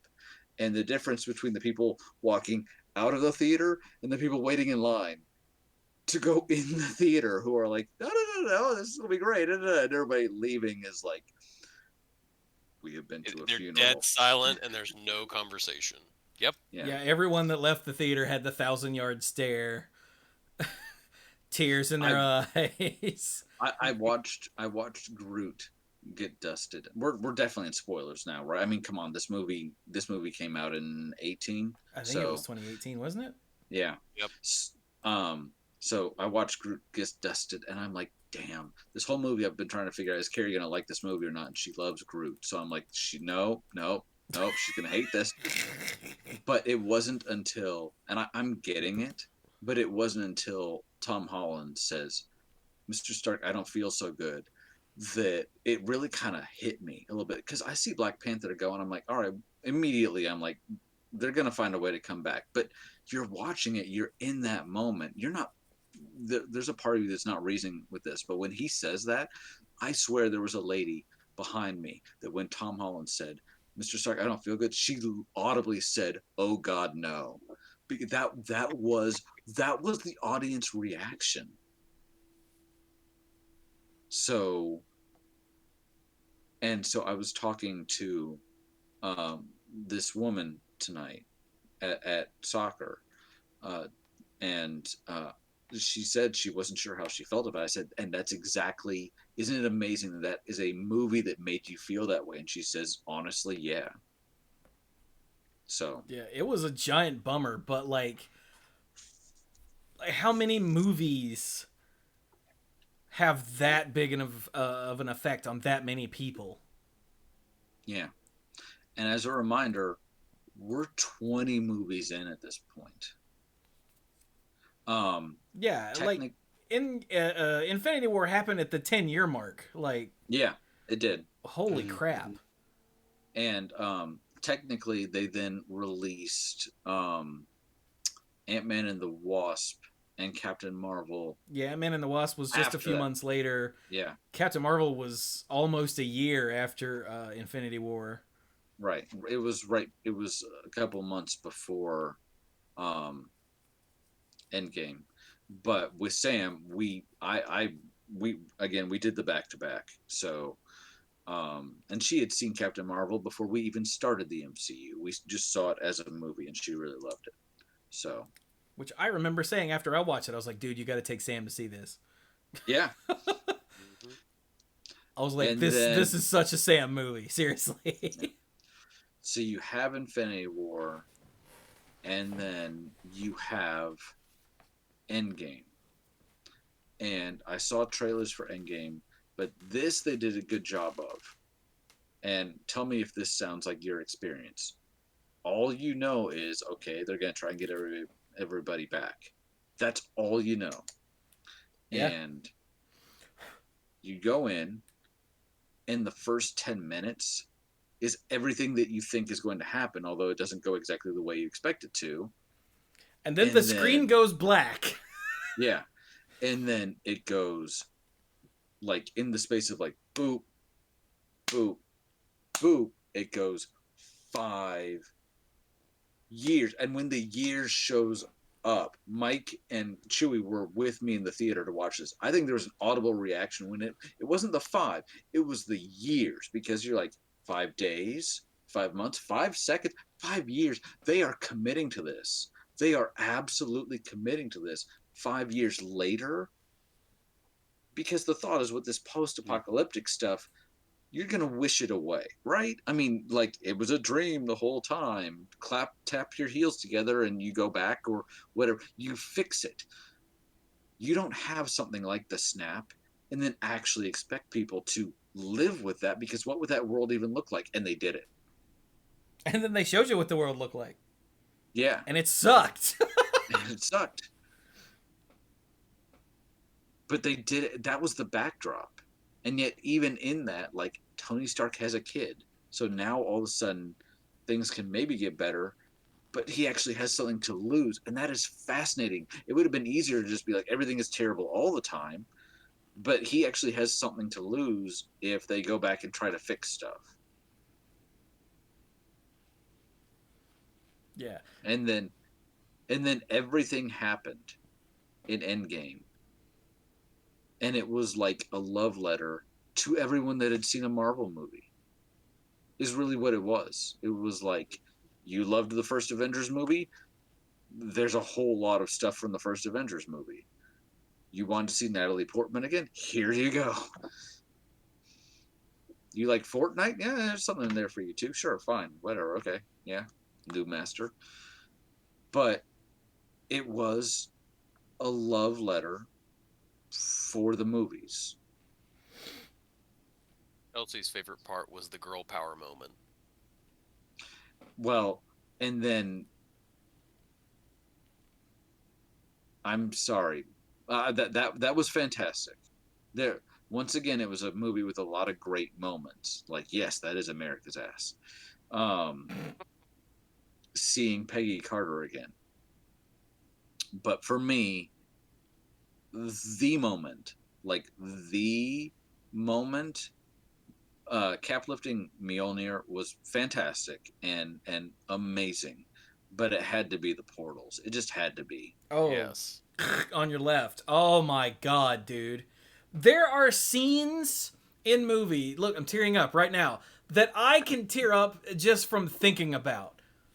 And that's one of them because like everyone's seen the clip on like the internet of like the audience losing its mind when Cap picks up the hammer and then the on your left and the audience freaks out again. Like all of that was awesome. Our theater didn't do that much, like that hard. But there was still this feel of There was, and Yep. as soon as, if you remember, as soon as Black Panther walked through, members of the audience started chanting the Wakandan chant. yeah. Like But it was just unreal. For the record, the other scene that I tear up if I even think about is my friends, you bow to no one. Nope. There it goes. Look, I'm I'm starting to lose it. Hang on. just, I think some of the reason that really resonates for me is it's almost like that moment was the culmination of everything. Even more maybe than them actually winning was the Everybody was assembling. this is everyone here. Um, if you want to get archetypal about it, and this from a very basic good versus evil standpoint, the the good guys are used in these sorts of movies, books, television shows, media, video games. Good guys are always up against the wall because what fun is it if the good guys are like invincible? But they are usually the underdogs, and usually they're struggling against a greater force. And evil has the side of, we're just going to tear everything apart. And in Thanos, it was, my original plan didn't work because people are dumb, so we're going to start all the way over, and I'm going to shred reality. So the stakes are there, but the victory for the good guys actually in that moment is more of a preservation of life, is a restoring what they had, and because that is what they are fighting for, all they now have all these people on their side that they didn't before. There's something almost, I'm trying to describe, it's almost poetic that because you are fighting to preserve life instead of tear it down, that is the strength. And I'm doing a terrible job with this. I'm trying to wax poetic, but it so resonated with me on an elemental level that Yeah. yes, the fight scene that comes next is amazing. The girl power moment, I have no problem with that. That's great to see. Hey, here are characters we promoted, and I am Iron Man, just chills, but it's all set up by that one moment. Yeah. So And Bogart in the chat pointed out Cap adjusted his shield Yeah. right before the portals started to open because Oh, he was gonna do it on his own. yeah. Like, yeah, he that right there. You get this. He's like, damn it, and he adjusts it. So, and then I remember watching this movie with Carrie before we showed it to Sam, shortly after it came out on DVD. And I asked her at the end if she liked it, and she said she didn't know because she was bawling and she wasn't sure because she had such an emotional reaction to it because of what happened with, I think, largely with Tony and the whole "I love you 3000" and all of that. Like, as someone that's watched the movies, but even as a parent too, it just it was good, but it was tough in a certain way, and almost like then seeing it and knowing it was coming. Yup.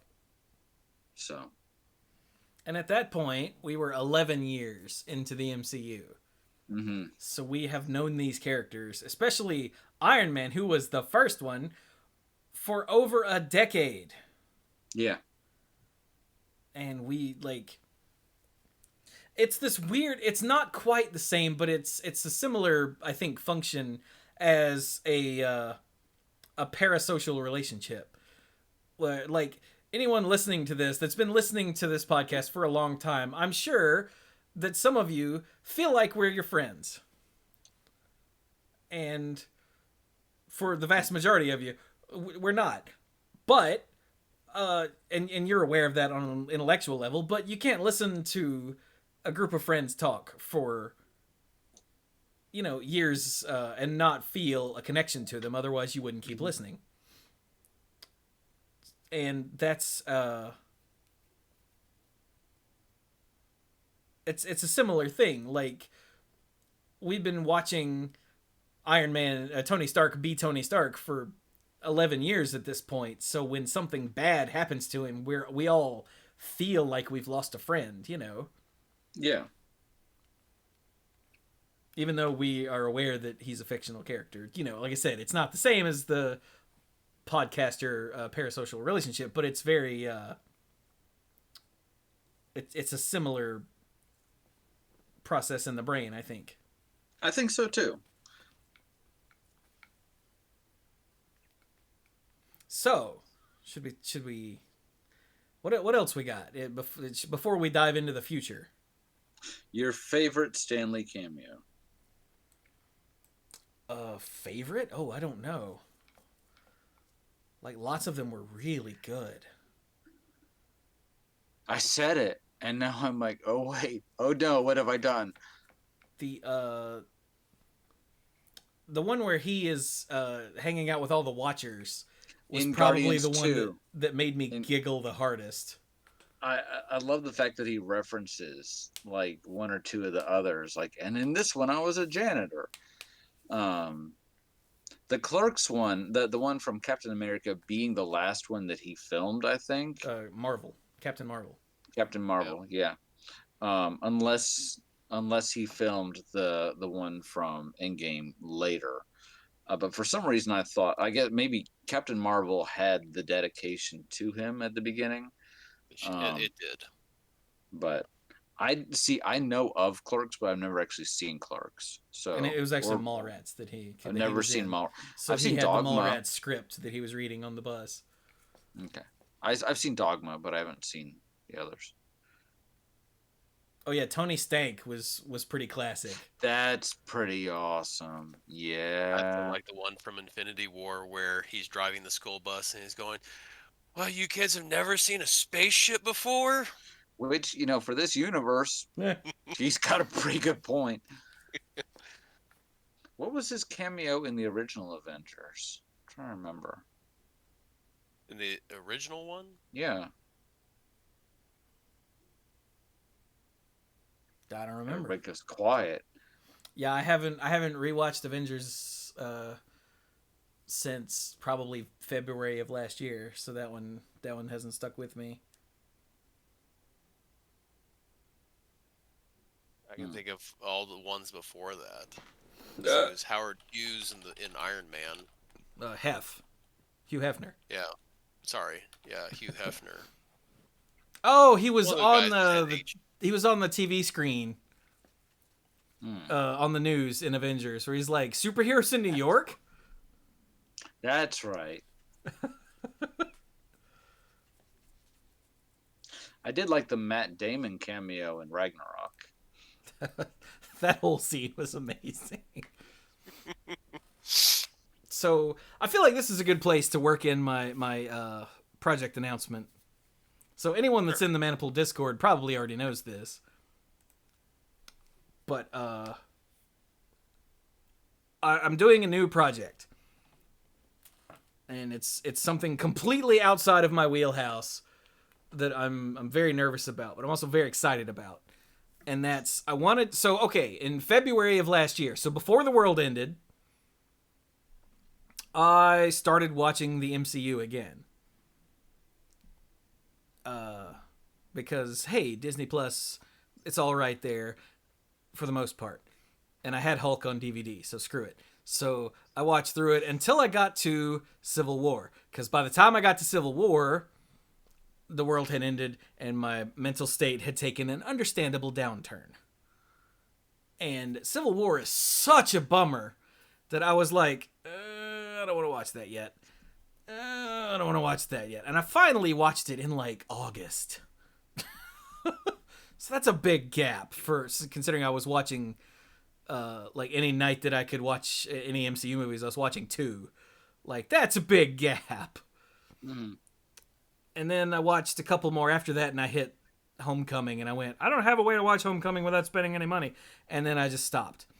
But I didn't just stop because of that. I also stopped because the whole time I was watching these movies, my brain was going, I should be doing something with this because I'm a content creator. And so therefore I'm trying to create content. TM. And it occurred to me that I could totally create content out of watching these again. So I had the idea, what I'm going to do is I'm going to watch each movie in the MCU, take copious notes, and then make a video review, essentially, looking at each film individually and how they stand up as, a standalone film and as part of the MCU. Look at the things that they set up for future movies. Like, did you know, in the first Iron Man movie, that Paul Bettany was the voice of Jarvis? Yeah. Yeah. Like, I think I knew that at the time, but I had forgotten. And later, Paul Bettany became Vision when it was Jarvis given human form, essentially. Wow. Yeah. He's definitely been around for a while. Which I heard that he only ever intended to do the voice. And then they came to him and they're like, we're going to make Vision. Do you want to do it? And he's like, sure. And so it was kind of like it was not what he had signed up for, but absolutely he was okay with it. Yeah. But they set up all kinds of things. Like in the first Iron Man movie, Stark says, I never got to say goodbye to my father. And it was just one of those things. And then later that became like what happened there was the whole reason for Marvel Captain America Civil War. Like, what? Mm-hmm. So it set up a lot of things, possibly intentionally, probably not for a bunch of these. But I want to look at that. I want to look at the character arcs for the various characters, the various protagonists. Like, do the villains hold up? Because villains in superhero movies are always a sticking point. They either outshine the villain or the hero, like Joker, or they're, what's his name, Malekith from Thor: The Dark World, where they're, all right, I'm the bad guy. Oh, I'm dead. Like, so, yeah. But I also want to look at, like I said, how they fit into the MCU as a whole, how much prior MCU knowledge is needed to watch each one. Talk about the Stan Lee cameos. Talk about the post-credit scene. Just lots of things relevant to each one in my own particular idiom, you know. And yeah, capture a bunch of footage and be like a real YouTuber instead of just a stupid Let's Play guy. And so that's my plan. And I actually spent a good chunk of yesterday working on the first draft of the Iron Man script. And then I realized, this is probably going to be too long. So I spent a good chunk of today working on a setup video where I explain, honestly, several things that I've said during this episode. But with various video things and whatnot and visual aids and things. So that way I don't have to either repeat myself in each video or make the Iron Man video even longer by doing all that at the beginning of the first video. So I'm just going to do, here's what I'm doing and why, and then after that it'll be individual movies. And I'm super excited. Like, I've never done okay, TMP News used to be scripted, but that was always some, quick off-the-cuff, like, summarization of what the news was with some commentary. That's not this. So I'm very excited to be trying something new, see how my video editing skills will work.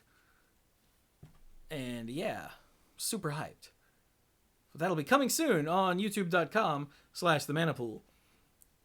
Once I get the scripts written, I will go through and figure out what scenes need to go, like from the films, need to go with each part of the video, and then I'll go find all that and capture it, and then I'll edit it all together.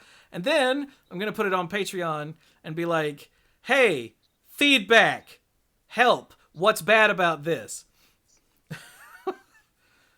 Because I want this to be good. So when I do that, I'm going to need y'all to tear into it. Like when I put up, you remember the Doom, montage of Doom funny bits I put up? I was like, okay, what's bad about this? And everyone was like, no, it's pretty good. I'm like, that doesn't help. And then I had one person, it was Ben, go, there's this chunk right here at this point that's just boring. And I went, boring? What do you mean it's boring? And I opened it up and watched it. I'm like, oh God, that is boring. He's like, I couldn't even tell what was going on. I'm like, well, they were invisible. The Spectre. Oh, wait a minute. So then I added in some visual flares and some more gags and whatnot to make it clear what was going on at that point in the video. And after I re-edited it and re-upped it, he was like, wow, that's way better. And I was like, thank you. Because he just straight up said, this part sucks. So that's one of the benefits of having a Patreon crowd, is I can get it out there for early access and then get you guys to watch it and tell me what's bad. And dorks, you guys too. And yeah, so this is what I'm going to need from y'all. In order to make the best product possible, I need you guys to be beta testers, essentially. Early screenings? I don't know what you call that in film. I know in video games it's beta testing. Test audience. Test audience. There we go. Yeah, you guys can be my test audience. But that'll be what I do for each of these videos. It'll go up on Patreon and be like, help! And I'm relying on you, patrons, my lifeguards. Literally, in this case, you will be guarding my new life as an actual honest YouTuber. Wow.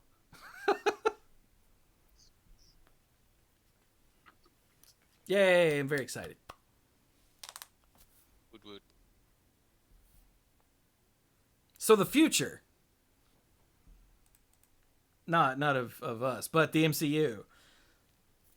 Black Widow was supposed to come out last year, like ever ago, and then the world ended, and so rather than just put it straight onto Disney Plus or whatever, they decided, you know what, we'll just wait it out. And so they have. So Black Widow's coming out in July, finally.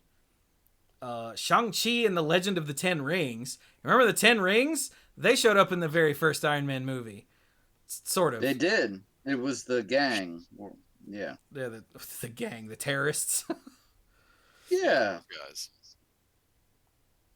terrorists are like a gang. But yeah. Yeah, we'll go with that. But yeah, Shang-Chi and the Legend of the Ten Rings, which is another one of those characters that, you know what, they made Guardians of the Galaxy and Ant-Man work, so I have no doubt that Shang-Chi is going to be awesome. It's a Marvel kung fu movie. Like, how could it not be awesome? And then they're doing Eternals, which I don't actually know anything about this movie other than it's got Angelina Jolie and Salma Hayek in it, and that's literally as far as my knowledge goes. But the Eternals are pretty awesome characters that have a long and storied history in Marvel, so sure, why not? Sounds good. And those three are all this year, along with Spider-Man No Way Home. Like, all four of those are coming out in the second half of 2021, and I am here for it. And then things get weird. Actually, Spider-Man No Way Home... Actually, no, Eternals is probably where things start to get weird. And then No Way Home, things continue to be weird. And then it's Doctor Strange in the Multiverse of Madness, and that's going to be weird, probably cranked up to like 13. I mean, I think that's understood, yeah. And then we get Taika Waititi's second Thor movie, Thor Love and Thunder, where they've already said that Natalie Portman is going to get Thor's powers and be the female Thor. Which, she's not female Thor because Thor is a person, not a power set. But whatever. Still, she'll get to be all strong and hammery and whatnot. So that'll be neat. And then that was where my knowledge stopped. And then they dropped a video recently where they outlined what's coming the 2 years after that. We get Black Panther Wakanda Forever, which I have no idea how they're going to do that. And I don't want to think about it too hard because I'll get sad. And after that, in November of 2022, is The Marvels, which is going to be Captain Marvel and presumably Ms. Marvel. So that's cool. And then in 2023, we get Ant-Man and the Wasp, Quantumania. Sounds like it should be a Disneyland ride. Right? Like, it's in Tomorrowland, isn't it? Mm-hmm. Did they screw up and put the title for an upcoming ride in there instead of the movie? Because I'm not going to lie, that's a dumb name. And then it just turns out to be another educational dark ride. I mean, I'd be all right with that. What was the educational dark ride where you got shrunk down and injected into a person? Body Wars? No, Body before Wars, that. and there was There was a Defunctland video on it. I was about to say, I was watching, there was a Yesterworld video on it. Pause. I want to say it's Microscopic World or something. It was, hang on, it was right here. Adventure Through Inner Space. That's the one. That was what it was. Yeah. And then we get James Gunn's Guardians of the Galaxy Volume 3. And then I didn't even know this. Fantastic Four is in development with John Watts as the director. John Watts is the guy who's directed the 3 Spider-Man movies. Well, that's cool. That's on the Wikipedia page. I don't know when that was announced.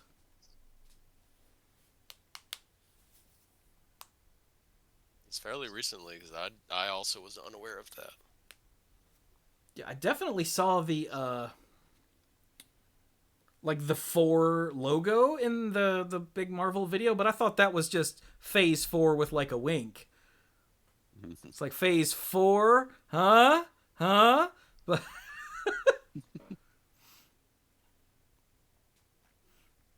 So yeah, I don't know what, if anything, these are setting up, but like it took all the way until basically what, Thor: The Dark World before we really saw where they were going with the Infinity Stones. So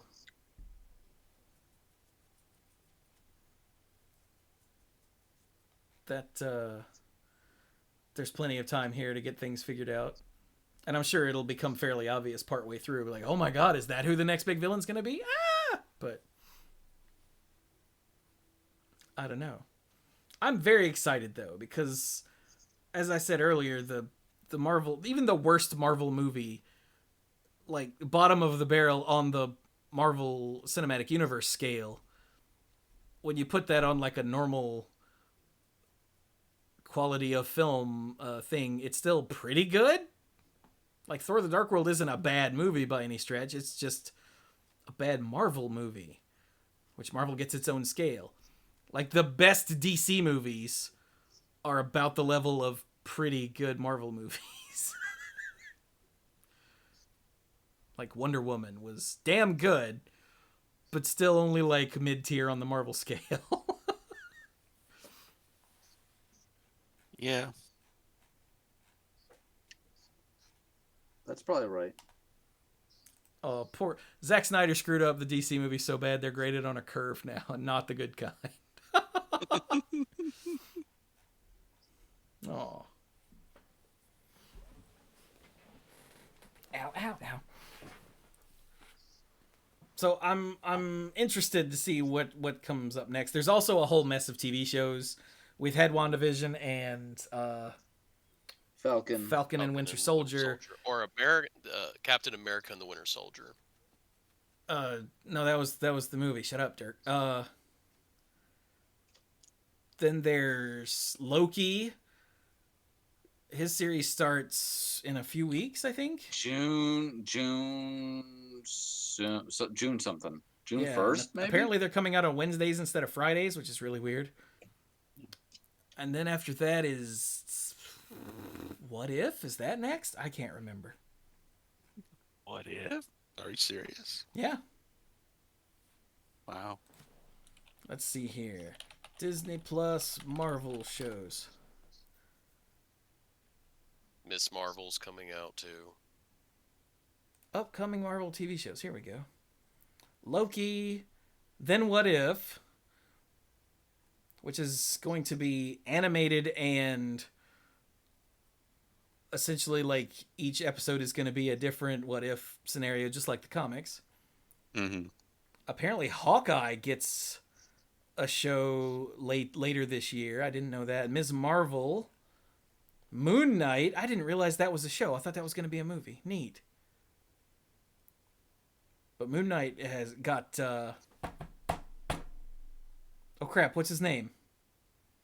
The sexy guy from Star Wars. Oscar Isaac is Moon Knight. So that's going to be awesome. She-Hulk gets a show. Mm-hmm. Secret Invasion is going to be a show at some point. Ironheart. Armor Wars. I Am Groot.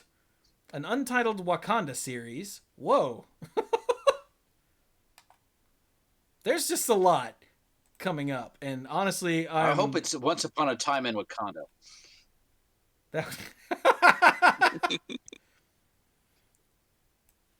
Yeah, June 9th is when Loki pops out, apparently. So, yeah. And these are all, like, unlike the Netflix shows, which aren't really part of the MCU. They reference the MCU, but the MCU doesn't reference them. These are totally, like, I guess the word is canon. Mm-hmm. And I think Agents of S.H.I.E.L.D. was similar. It's like, it referenced things in the MCU, but the MCU really didn't reference it other than S.H.I.E.L.D. existing. Mm-hmm.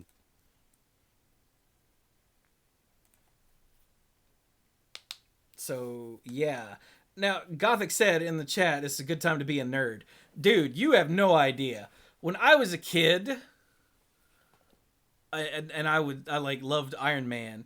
You couldn't find Iron Man things. Like you couldn't get a Captain America shirt unless you wrote a check and sent it off to an address that you found in a comic book and hoped that they would send you shirts. Now, most of them would. Like I had an Infinity Gauntlet shirt that I still miss to this day. It had the cover of Infinity Gauntlet #4 on the front, like on the breast, you know, where like his pocket would be. It's Thanos real small doing the come on pose, which is the cover #4. And then on the back, it had, covering the whole back was the cover of Infinity Gauntlet #3. Not the logo and all that, just the art. And that was all the heroes with Adam Warlock in the middle rushing towards the viewer. And that shirt was badass beyond all reason. Yeah. Wow. And I really wish I could find a shirt like that elsewhere. I mentioned it to my mom once. You remember buying me this shirt? And she was like, nope. I was like, well, you didn't actually buy it. I talked you guys into sending a check to an address in the comic book. And I got this one, and I got this white one that had a bunch of Marvel characters on the front. She went, I remember that, because I showed her a picture. She's like, I remember that. I'm like, yeah. And she bought me a shirt at like Kohl's for Christmas that had the cover of Infinity Gauntlet #1 on it. And I was like, oh, because, you know, mom's sweet like that. But that was just like last year or the year before for Christmas. So that's cool. But anyway. Yeah, you couldn't get like merchandise. There weren't Iron Man action figures. There were some X-Men action figures because of the cartoon and whatnot, but like they weren't very good. And like you would never be able to get like a big plush Captain America to hug and sleep with. None of that existed because no one knew who these characters were except for comic book nerds. And now they're mainstream. And as someone who grew up as a nerd, like, okay, even about the time we were starting the show, they did that storyline in Marvel Comics. I think it was when we were starting the show. It might have been before that, where they were going to kill off Captain America, where they did kill off Captain America. Yeah. And the Winter Soldier took over as Captain America for a while. And when I found out about that, I had this little Captain America pin, and I wore it on my shirt for like a week to work. And they were like, what is that? And I'm like, haven't you heard? They're going to kill Captain America. Who?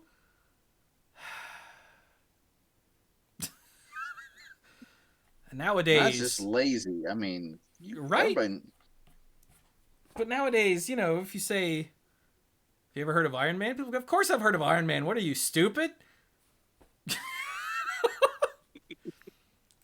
And it just floors me. Because like I said, I grew up a nerd. I was shunned for reading comic books and playing video games. And now what are two of the most mainstream things in existence? Oh, comic book movies and video games. What? I mean, not only are these mainstream, but like extremely popular mainstream. Yeah. Extremely lucrative mainstream. Like I saw at Target, I think it's a little plush Iron Man. And I picked him up and squeezed him, and he was so soft. And I went, I would have happily murdered 4 people to have something just like this when I was like 12. And depending on who those 4 people were, I would have felt very little remorse. It's like, you can have this if you kill 4 random people. I'll be like, be right back. And then I'd come back covered in blood and be like, gimme.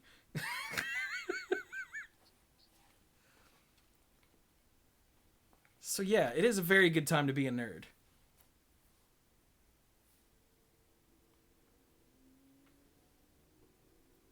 Remember when your parents would say, go outside and play, you'll never get anywhere with that stuff. Luckily, my parents were never ones to say that sort of thing. I'm sure they thought it real hard. But...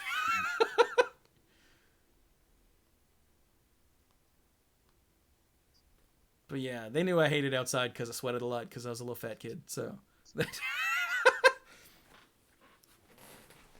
my aunt, however, said that all the time. Why are you inside reading? Go out and play. Like, 'cause it's 100 degrees out there. It's good for you.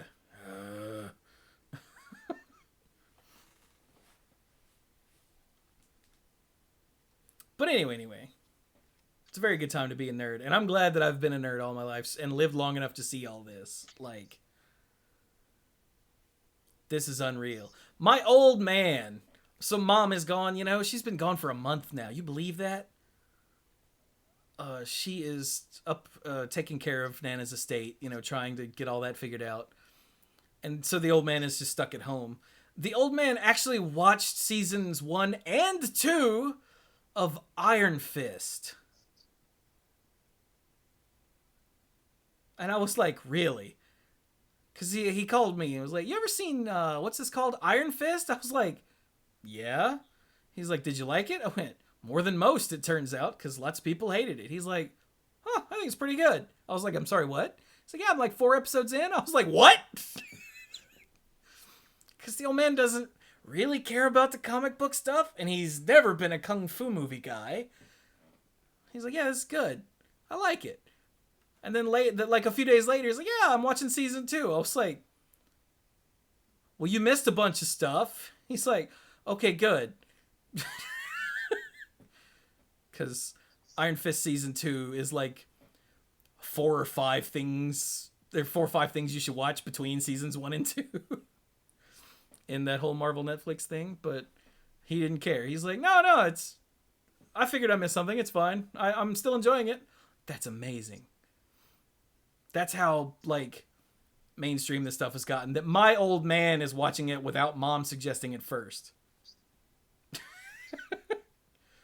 And for anyone that isn't like me and Mike, you won't understand how momentous that is. But that's pretty big. Isn't it, Mike? It is, yeah. I'm surprised to hear that. So anyway, what else we got for our MCU discussion? I feel like this has been mostly me and Brian just harping, and I apologize for that. I harp with the best of them, but he's not wrong. So Mike and Dirk, what else you guys got? Anything? Nope. Did someone just Maybe say I nope should real get quietly? Yeah, that was Dirk. Oh, okay. Maybe I mean, should- you are aware of what time it is, right? I'm not, no. Oh, okay. So what were you about to say, Mike? Then maybe I should look into the streaming service so I can check out WandaVision and Falcon and Winter Soldier. Heard a lot of good things about them. I remember on ABC, they were, when WandaVision was about to get started up, they were promoting it hard. You know, on commercials and the little pop-up promos that would be running during a show. And I'm certain that they even started playing some MCU movies on some evenings, like even during the week when there wasn't, I guess because other shows were between seasons, like ahead of WandaVision starting, to get people, reminded and hyped up back about MCU stuff so they'd go watch it. I guess some of it worked. Wow. I heard a lot of people watched it and heard a lot of good things about it. Yeah, they were both really awesome. One was a bizarre study of grief and loss and weirdness, and the other one was a buddy cop movie, essentially. Mm-hmm. Cool. And featured one of the best dancing scenes ever in a Marvel property. It's pretty awesome. Spider-Man 3? Do what? I said even better than the Spider-Man 3. That I hate you. you go to hell. Well,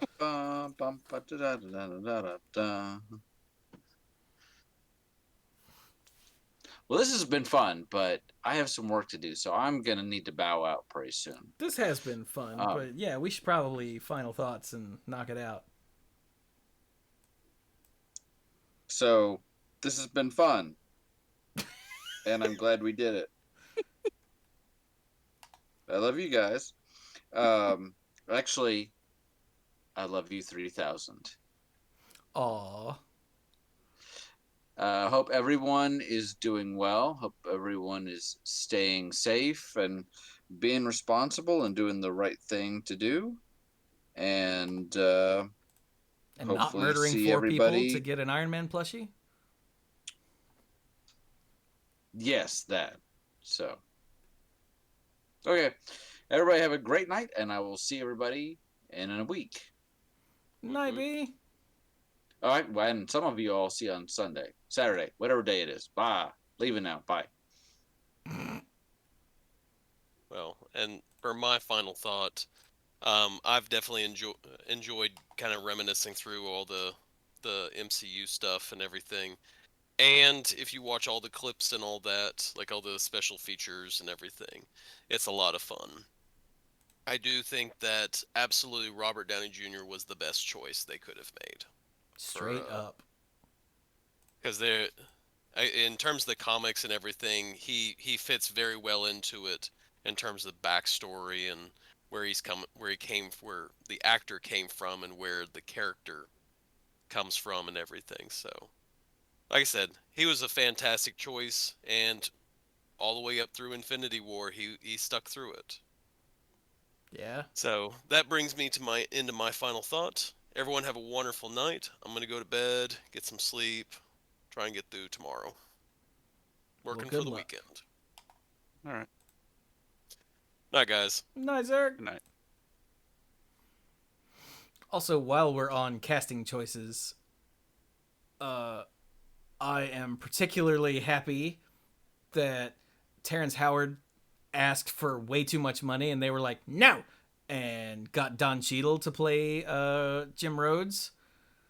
Because Don Cheadle is just a treasure. And he's just a way better roadie than freaking Terrence Howard.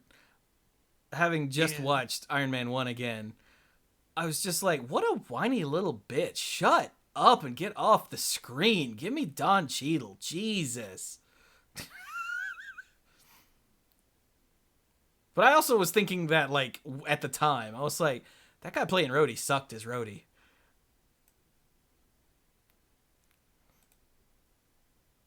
Just throwing that out there. Yeah.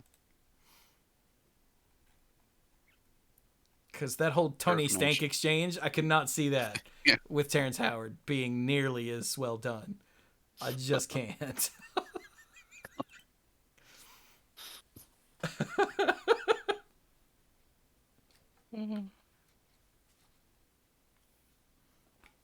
When Dirk mentioned, Robert Downey Jr. being a particularly good fit for the Tony Stark role, I remembered Bill telling me one time that he was working on some like ad tie-in, promotional tie-in stuff related to Iron Man back when the movie came out, and he was trying to explain the character to one of the boss types there, and he said the example he gave was like, okay, imagine Robert Downey Jr. inside of a robot. That's Tony Stark and Iron Man. And it made perfect sense. The person he was explaining it to is like, oh, I get it. It's true. Yeah, it was an inspired bit of casting, and I think that was all Jon Favreau, the director of Iron Man, if I'm remembering that correctly. Mm-hmm. I think he's the one that pushed to get Junior and like the studio was like, he's kind of a risk, but Favreau knew that he could take his own past and fit it in and make it work for Tony Stark. And I was personally excited. I was like, wow, that means if they ever do that, the Demon in a Bottle storyline, it's gonna be freaking real. Yes.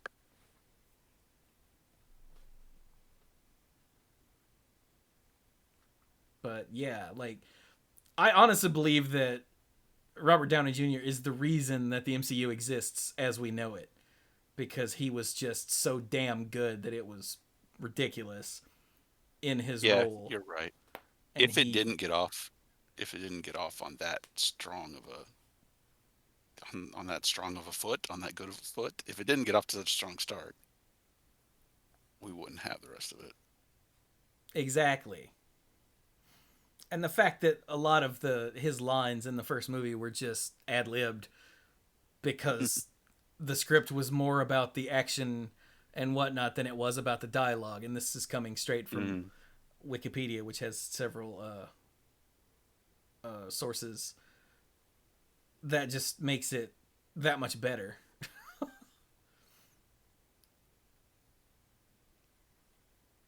So, and Favreau encouraged it. He's like, yeah, the improvisation will make it feel more natural. So, yeah, a bunch of those scenes they shot with two cameras, which is not a thing they do in films because there was so much improvisation going on that they didn't want to have to try to recreate it from the reverse angle.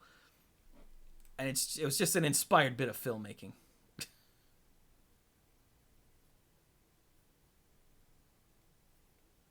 Yeah. It could have been just another Daredevil. Which I enjoyed at the time, but it's not good. Of course, Daredevil came... No, Daredevil was before this. Yeah, Daredevil came after Spider-Man. Yeah, it was earlier. Yeah. But anyway. So how many of these have you actually not seen, Mike? Do you know?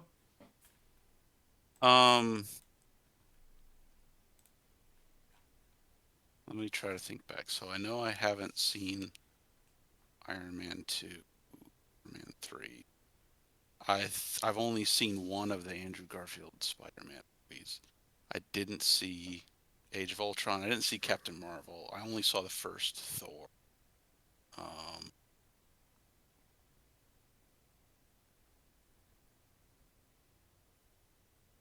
I didn't see Ant-Man or Ant-Man and the Wasp.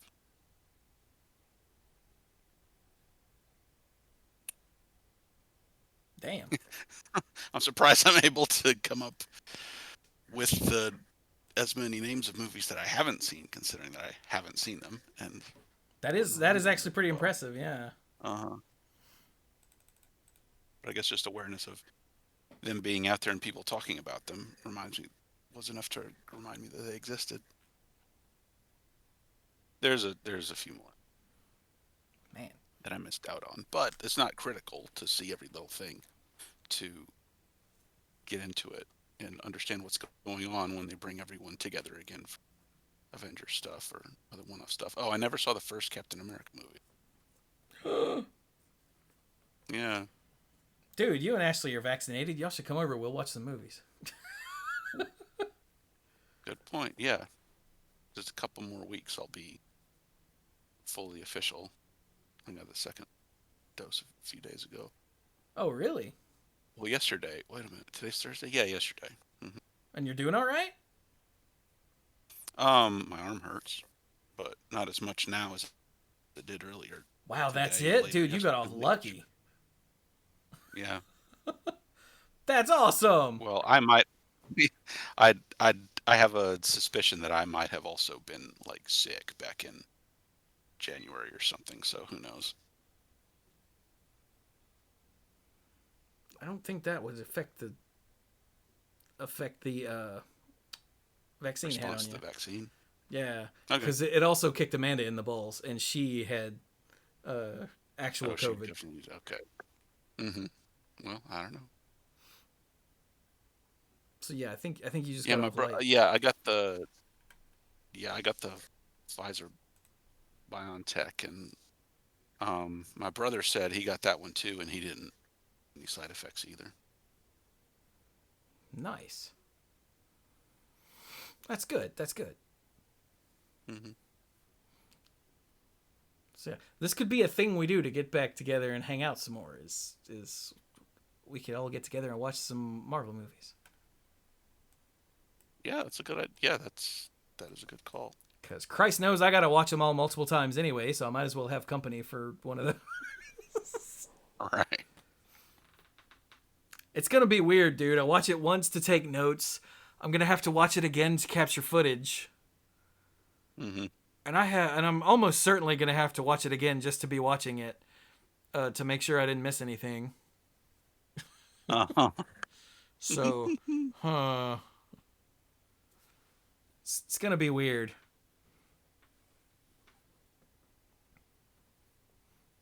I guess I might not have to watch it to capture footage. I might watch it again and take more rigorous timestamp notes and then just capture the footage that way. Yeah. Because I've got in my margin here on my notes, I've got several timestamps, but those are for like individual scenes or shots or something that I definitely wanted to get to put in the hiccups in the video.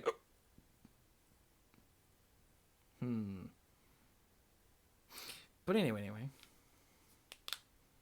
Yay. But that could be a thing we do at some point if you guys are interested in confined time. That's a good idea. Yeah, I'll ask about it. Yeah. But anyway, we're not here to talk about plans on the show. We're here to do the podcast. So, let me do the Patreon thing. So, hey, if you would like to get early access to my YouTube videos, which also means you'd be in the early screening for these MCU movies, you can give me feedback and help a brother out.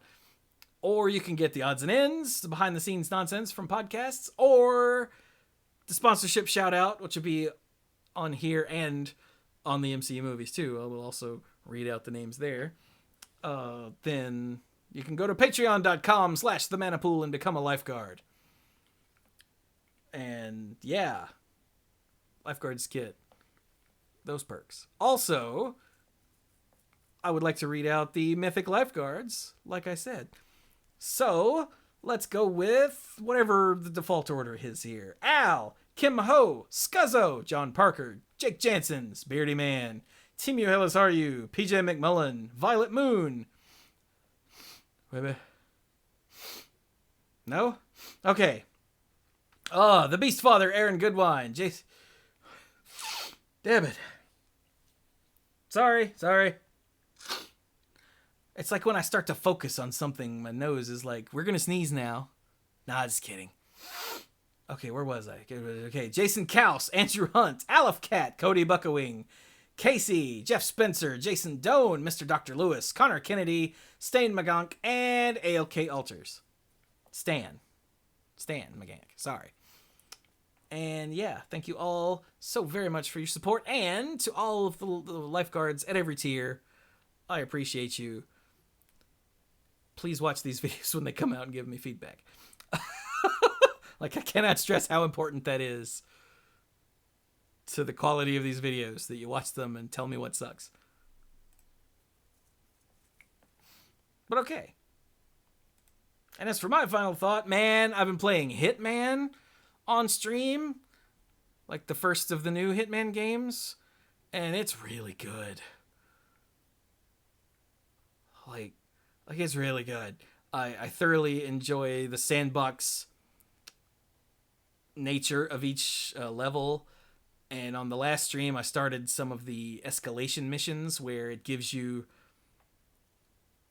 There are 5 steps, and each step adds a new, like, complication or a new target or a new requirement, like a new outfit you have to be wearing when you murder these people or whatever. And it really makes you focus and plan and strategize, and completely changes the way that you do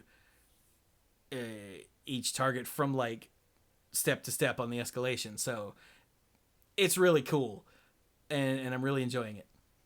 So yay! All right. But with that, we'll be done. So this has been episode 622 of the Mana Pool. Thank you all so very much for joining us, and Wakanda forever.